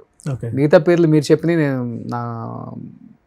మేబీ అయ్యి ఉండొచ్చేమో, నాకు తెలియదు. బట్ చెప్తున్నా, ఆయన యాక్ట్ చేసిన హీరోయిన్స్ ఎవరైనా సరే అలాంటి పేర్లు వెంటనే వచ్చాయి. అది నేను చిన్నప్పుడు చూశాను. మా మావయ్య ఇంటికి రావడం, అడగడం ఏమైంది, హీరోయిన్స్ తోటి ఏంటి, వాళ్ళు పెళ్లి చేసుకున్నారా, ప్రేమించారా, పారిపోయారా, లేచిపోయారా, ఇవన్నీ పుకార్లన్నీ వచ్చాయి. అది చిన్నప్పటి నుండి చూసి మాకు అలవాటు అయిపోయింది. So that is nothing much in it. Okay, నేనైతే చూడలేదు, నేనైతే వినలేదు. అంటే మా నాన్న పక్కనే ఉంటాను కదా, మా నాన్న ఎక్కడికైనా వెళ్తున్నారు వస్తే ఒక ఏజ్ తర్వాత తెలిసిపోతుంది కదా. అది కూడా లేనప్పుడు. నాన్నగారికి బాగా ఇష్టమైన యాక్టర్ ఎవరు ఇంట్లో ఎక్కువ ఆయన గురించి మాట్లాడటం అంటే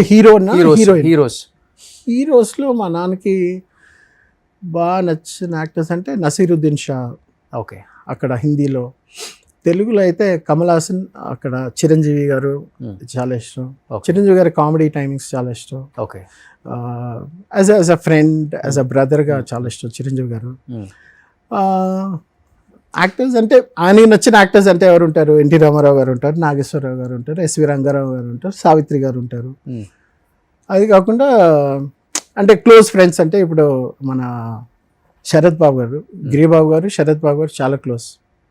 సో చలపతిరావు ఏమో లిటిల్ క్లోజ్. నేనైతే బాగా చూస్తుంది శరత్ బాబు గారు. మా ఇంట్లో ప్రతి దానికి వస్తారు నాతో. ఇద్దరు మంచి ఫ్రెండ్స్. వెరీ. వాళ్ళ అమ్మ నాన్న చనిపోయినప్పుడు వచ్చారు ఆయన కూడా. ఆయన వచ్చారు. అమ్మ చనిపోయినప్పుడు వచ్చారు. నాన్న చనిపోయినప్పుడు రాలేదు అనుకుంటా. ఐ వాజ్ నాట్ వెల్ అనుకుంటా. ఓకే.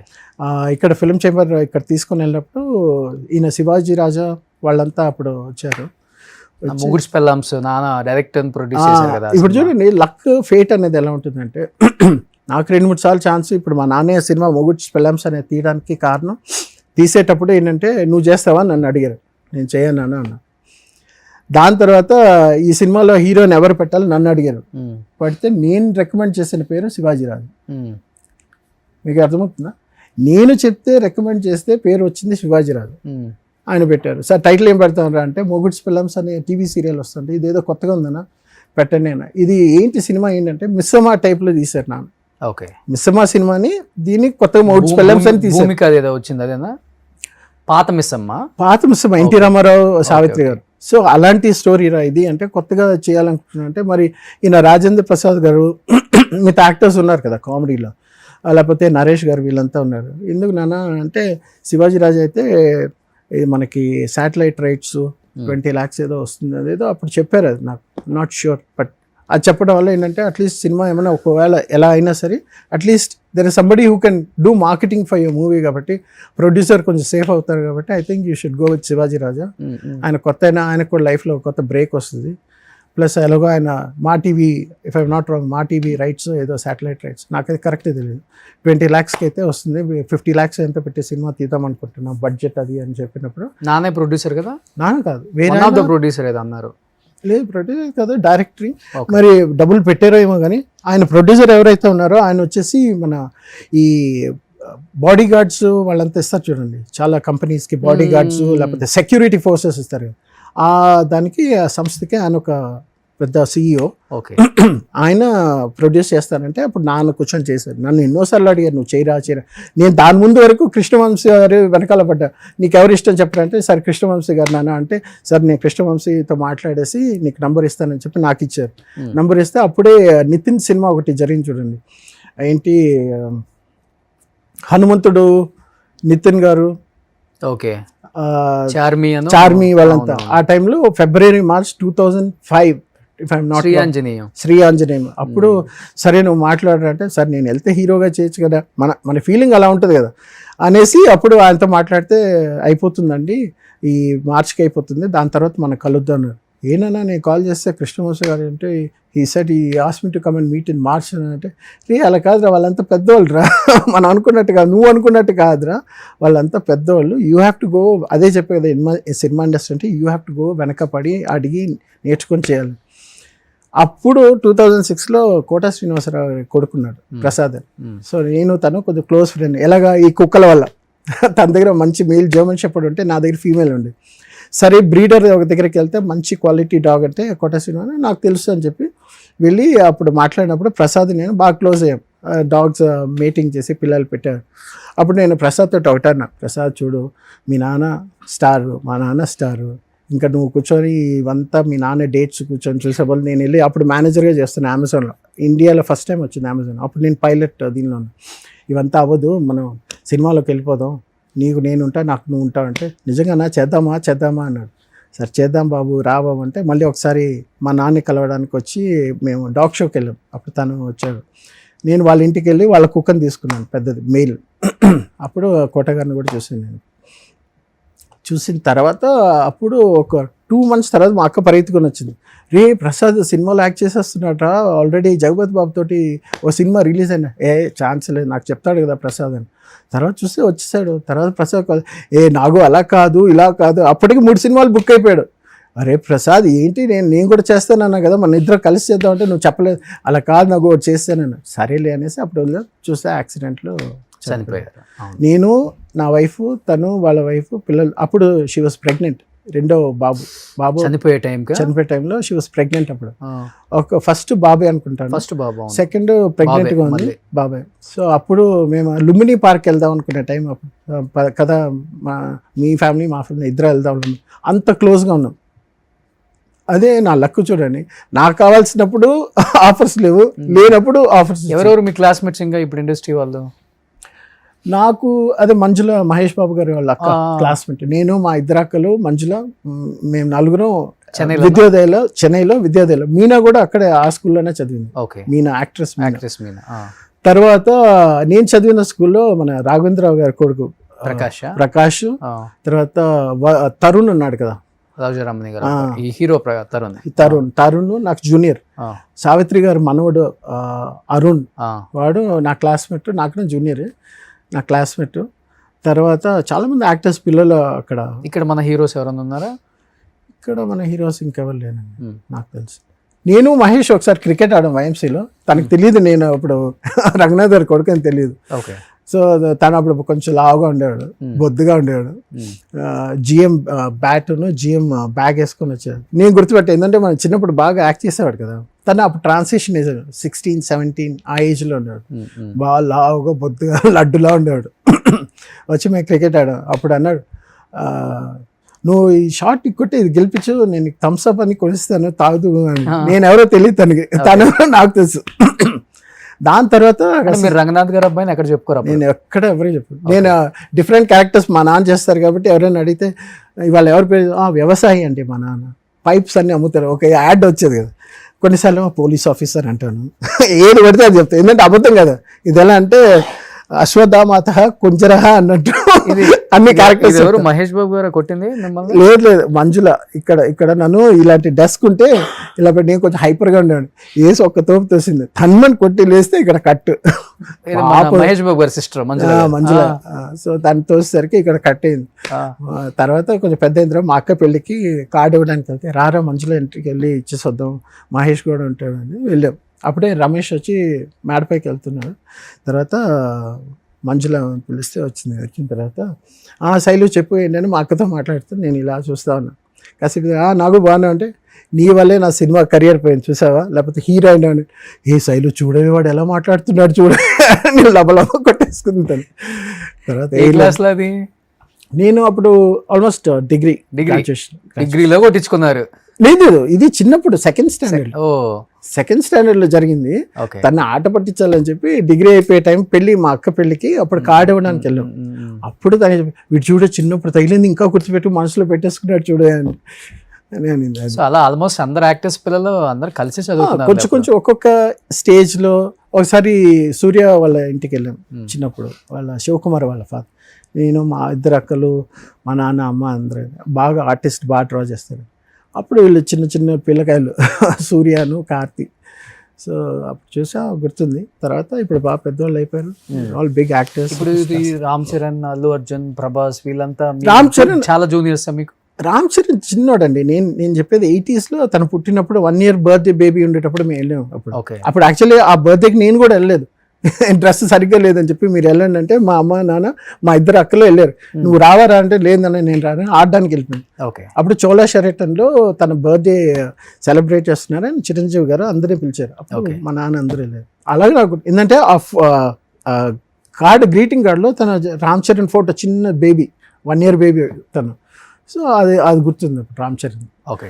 మా నాన్న నాకు, చిరంజీవి గారు, పవన్ కళ్యాణ్కి బొమ్మలు తెచ్చారు లవ్ ఇన్ సింగపూర్ తర్వాత. అదొక మెమరీ. నాకు కొన్ని బొమ్మలు, గన్స్, కార్స్, అవన్నీ, బాలు, బట్టలు అవన్నీ. చిరంజీవి గారు ఏమో అప్పుడు పవన్ కళ్యాణ్ వాళ్ళ ఫ్యామిలీ వాళ్ళకంతా, ఆంటీ సురేఖ ఆంటీ వాళ్ళకందరికీ అప్పుడు తెచ్చారు. సో వీ రిమెంబర్ ఆ పాత రోజులు ఎలా ఉండే. మా పెద్దక్క పెళ్ళికి ఆవిడ సురేఖ ఆంటీ వచ్చారు. తర్వాత అలాగా కొన్ని ఫేసెస్లో కొంతమంది మన జీవితాల్లో వస్తారు, వెళ్తూ ఉంటారు. So it's all part and parcel. ఇంకొకటి ఏంటంటే ఇండస్ట్రీలో స్టార్డమ్ ఉంటేనేమో అదొక వాల్యూ. ఇప్పుడు మా నాన్నకి స్టార్డమ్ ఉండేటప్పుడు పెద్ద హీరోస్, పెద్ద హీరోయిన్స్ నేను ఉండేటప్పుడు పక్కన వచ్చి పొగిడేసి, బుగ్గలు గిల్లేసి, ఎత్తుకొని, ఆడించి పాడించి, కూర్చోరా నువ్వు నా పక్కన ఉండు, అది ఇదే అంటారు. ఇప్పుడు అదన్నీ లేనప్పుడు అదే మనిషి ఇప్పుడు కొన్నేళ్ల తర్వాత కలిసాం, కొంతమంది చూస్తాం కదా, చూసిన తర్వాత అదే మనిషి ఓకే అంటారు. Yes of course industry that is common. అది మనం జీర్ణించుకోవాలి. సక్సెస్ మాట్లాడిద్దండి. ఇప్పుడు చూడండి, ఇండస్ట్రీలో మీరు ఒక పెద్ద స్టార్ హీరో చనిపోతే ఆ ఇంట్లో ఆయన తర్వాత ఆయన కొడుకు స్టార్ హీరో అయ్యి ఉంటేనేమో ఇండస్ట్రీ మొత్తం కదిలి వస్తుంది. అదే ఒక స్టార్ యాక్టర్ చనిపోయాడు అనుకోండి, అందరు స్టార్లతో యాక్ట్ చేసిన పెద్ద యాక్టర్, ఒక 500 సినిమాలు చేసిన యాక్టర్, ఆయన చనిపోయిన తర్వాత ఆయన కుటుంబంలో ఇండస్ట్రీకి సంబంధించి ఒక డైరెక్టర్, ఒక హీరోను ఎవరైనా ఉంటే వస్తారు, లేకపోతే మటుకు కనీసం పట్టుమంది 10 మంది కూడా కనిపించరు అక్కడ. కరెక్ట్. ఊరికే ట్విట్టర్లోనో ఫేస్బుక్లోనో సంతాపం అలా తెలియజేస్తారు. చాలా బాధగా ఉంది, మనసు కలిచివేసింది, తట్టుకోలేకపోతున్నాను. ఇండస్ట్రీ ఒక ఆనిముత్యాన్ని కోల్పోయింది. ఏం కోల్పోయిందని చెప్పి లేపు అక్కడ దాకా వెళ్ళి చూసి రాలేవు అంటే తప్పుగా అంటలేదు, ఇది జరుగుతుంది సొసైటీలో. ఇండస్ట్రీలో ఎక్కువ కనిపిస్తుంది బయట వాళ్ళకి. కనీసం చనిపోతే పట్టమని 10 మంది రాలేదు, ఏం మనుషులు రా మీరు అని వాళ్ళు మాట్లాడుకుంటున్నప్పుడు మనం వింటాం కాబట్టి జస్ట్ వ్యక్తపరుస్తున్నాను అంతే. అదే ఇప్పుడు చిరంజీవి గారు రావాల్సిన అవసరం లేదు, ఆయన వచ్చారు. నెక్స్ట్ మా నాన్న చనిపోయిన తర్వాత దహనం చేసే దగ్గర స్టార్ట్ అయిపోతుంది అనే టైంలో ఎస్పీబీ గారు కాల్ చేసి, మా బాబాయ్కి చెప్పే కదా అనిల్ కిషోర్ అని, ఆయనకు కాల్ చేసి ఉండమనండి వాళ్ళ అబ్బాయికి చెప్పండి నేను వస్తున్నానని చెప్పండి అంటే, చెన్నై నుండి ఫ్లైట్ తీసుకొని హైదరాబాద్లో అక్కడి నుండి ఎయిర్పోర్ట్ నుండి వచ్చాను. 2.5 hours పట్టింది. కానీ ఆయన రావాల్సిన అవసరం లేదు. కొంతమంది ఉంటారు. ఆయన వచ్చారు, వచ్చిన తర్వాత 2 చేతులు తీసి దండం పెట్టి, చాలా థ్యాంక్స్ అమ్మా నా కోసం ఆపిపెట్టామని మా నాన్న కాళ్ళకి దండం పెట్టి. ఇప్పుడేమో ఒక స్టార్ హీరో సినిమా బాగా హిట్ అయితే ఇంకొక స్టార్ హీరో తట్టుకోలేని పరిస్థితులలో ఆ స్టార్ హీరోని ఎట్లా అనగదొక్కాలి, ఎట్లా ట్రోల్స్ చేపించాలి మా వాళ్ళ ఫ్యాన్స్తో అనేది ఇప్పుడు ఇదొక ట్రెండ్, కొత్త ట్రెండ్. సో నడుస్తూనే ఉంటుందండి ఇండస్ట్రీ అంటే. Common, it's quite common. Pan India pan వాళ్ళు వచ్చిన తర్వాత నేను నాకన్నా గొప్ప వాళ్ళు లేడు అనేది ఇంకా ఎక్కువైపోయింది హీరోస్ లో. సో ఎనీహౌ ఇంత కాంపిటీషన్ ఈ ఫీల్డ్ లో మీకు మంచి అవకాశాలు రావాలని ఎన్నో విషాద గాథలు చాలా మంది కుటుంబాలలో జరుగుతుంటాయి. బట్ మీకు వచ్చిన బాధ, ఇంత పెద్ద బాధని మేబీ మీ నాన్నగారిని ఇష్టపడే వాళ్ళకి కూడా చాలామంది తెలిసి ఉండదు కాబట్టి ఒక ఇంటర్వ్యూ ద్వారా మీరు తెలియజేయాలనుకున్నారు, తెలియచేశారు. ఇండస్ట్రీ అంతా చూస్తుంది, ప్రజలు చూస్తారు, మేము మీ నాన్నగారిని అభిమానించే ప్రజలు చూస్తారు, ఫ్యాన్స్ చూస్తారు, డైరెక్టర్స్ ప్రొడ్యూసర్స్ కూడా చూస్తారు, హీరోస్ కూడా చూస్తారు. చూసి పాజిటివ్గా ఫీల్ అయ్యి మిమ్మల్ని పిలిచి మంచి అవకాశాలు అయితే ఇస్తారని నేను మనస్ఫూర్తిగా నమ్ముతున్నాను. సో హ్యాపీగా ఉండండి, బాబుని బాగా చూసుకోండి, కుదిరితే మంచి అమ్మాయిని మీ లైఫ్ లోకి తీసుకొచ్చుకొని వద్దండి తోడుగా ఉండేలా చూసుకోండి. నాకు ఉండేది ఒకే ఒక బాధ్యత, మా అబ్బాయి ఒకడే. ఇప్పుడు మళ్ళీ మోసి బరువు బాధ్యతలు లేవండి. మా అబ్బాయిని కొంచెం చదివిచ్చేసి వాడికి ఎవరైనా ఇచ్చి పెళ్లి చేస్తే అయిపోయింది. మై రెస్పాన్సిబిలిటీ, ఈ భూమి పైన ఉండే రెస్పాన్సిబిలిటీ అయిపోయింది. ఇంకా నా పర్సనల్ ఇంట్రెస్ట్ కొద్దీ ఏదో మనం చదివేమో పీకేమో ఇంత నాలెడ్జ్ ఉంది, అది 10 మందికి పంచాలనే ఒక దూల లేకపోతే ఒక ఏదైనా ఆశ ఉంటే అది తీర్చుకోవడం తప్ప ఇంకేం లేదు నాకు. ఈ ప్రపంచం భూమి పైన బతకడానికి ఒక్క కారణం లేదు. ఇంకా మా అబ్బాయి ఒక్కడే ఉన్నాడు నా ప్రపంచం. అది మా ఫ్రెండ్స్ హెల్ప్ చేశారు. వాళ్ళు ఆర్థికంగా ఓకేనండి, ఓకే నడుస్తుంది. అంతే. ఆర్థిక ఇబ్బంది అని మాట్లాడడం స్టార్ట్ చేస్తే అది మహాసముద్రం, దేనికి ఆగదు అది. బట్ ఏది ఉన్నా వెళ్తా ఉండాలి. You should go with the flow. ఇది ఉంది ఇది లేదని ఒకసారి కంప్లైనింగ్ మోడ్కి వెళ్తే ప్రతిదీ కంప్లైనింగ్ అయిపోతుంది. ఉన్నా లేకపోయినా ఎలా బతుకుతున్నావు, ఏదే హెల్ప్ ఇస్తున్నా, పని చేసుకోవాలి, బతకాలి, అంతే. అదే మోటివ్. సో ఎనీహౌ అది దేవుడు మీకు నిజంగా ఎక్కువ ధైర్యాన్ని ఇవ్వాలని మనస్ఫూర్తిగా కోరుకుంటున్నానండి. So thank you so much Nagi గారు. సారీ అందరూ ఏమని పిలుస్తారు? నాగి అని పిలుస్తారు. చెన్నైలో అందరూ ఫ్రెండ్స్ అందరూ నాగి అని పిలుస్తారు. ఇక్కడైతే కొంతమంది నాగు. నా పేరు నాగేంద్ర కుమార్. నేను సినిమాలో వైభవ్ రంగనాథ్ అని పెట్టుకున్నా. సో ఆ రంగనాథ్ పెట్టుకుంటే మా నాన్న పేరు మళ్ళీ గుర్తు చేసుకున్నట్టు ఉంటుంది. ఆయన సినిమాలు పాటలు ఇంటర్వ్యూస్ చేస్తే అక్కడ ఎక్కడో ఒక దగ్గర మా నాన్న ఫోటో వస్తుంది. చూసిన తర్వాత కొంచెం బాగుంటుంది. నెక్స్ట్ ఇప్పుడు 2-3 కూడా అడిగారు మా అబ్బాయిని, మీ అబ్బాయిని లాంచ్ నన్ను చేయమంటారంటే ఐ ఫెల్ట్ వెరీ హ్యాపీ. ఎందుకంటే మనోడు అంటే ఒక మంచి లాంచింగ్ ప్యాడ్ ఉంటుంది కదా. సో ఇది పర్వాలేదు, నాకు నా ఆఫర్స్ వాడికే వస్తున్నాయి. సో నాగేంద్ర కుమార్ అలియాస్ వైభవ్ రంగనాథ్ గారు. So wish you good luck అండి. థ్యాంక్స్ అండి, థ్యాంక్ యూ సో మచ్. మంచి సినిమాలు చేయాలి. షూర్. సో డెఫినెట్ గా మిమ్మల్ని మంచి సినిమాల్లో చూస్తామని నేను నమ్ముతున్నాను. నాన్నగారు చేసిన ప్రతి స్టార్ హీరో ఇప్పటికీ స్టార్ లాగే ఉన్నారు కాబట్టి ఆ స్టార్లతో కూడా మీరు వర్క్ చేయాలి. థ్యాంక్స్ అండి, థ్యాంక్ యూ అండి. Thank you so much. Suman టీవీలో మీ పర్సనల్ అండ్ బిజినెస్ ప్రమోషన్స్ కోసం కింది నెంబర్కి కాంటాక్ట్ చేయండి.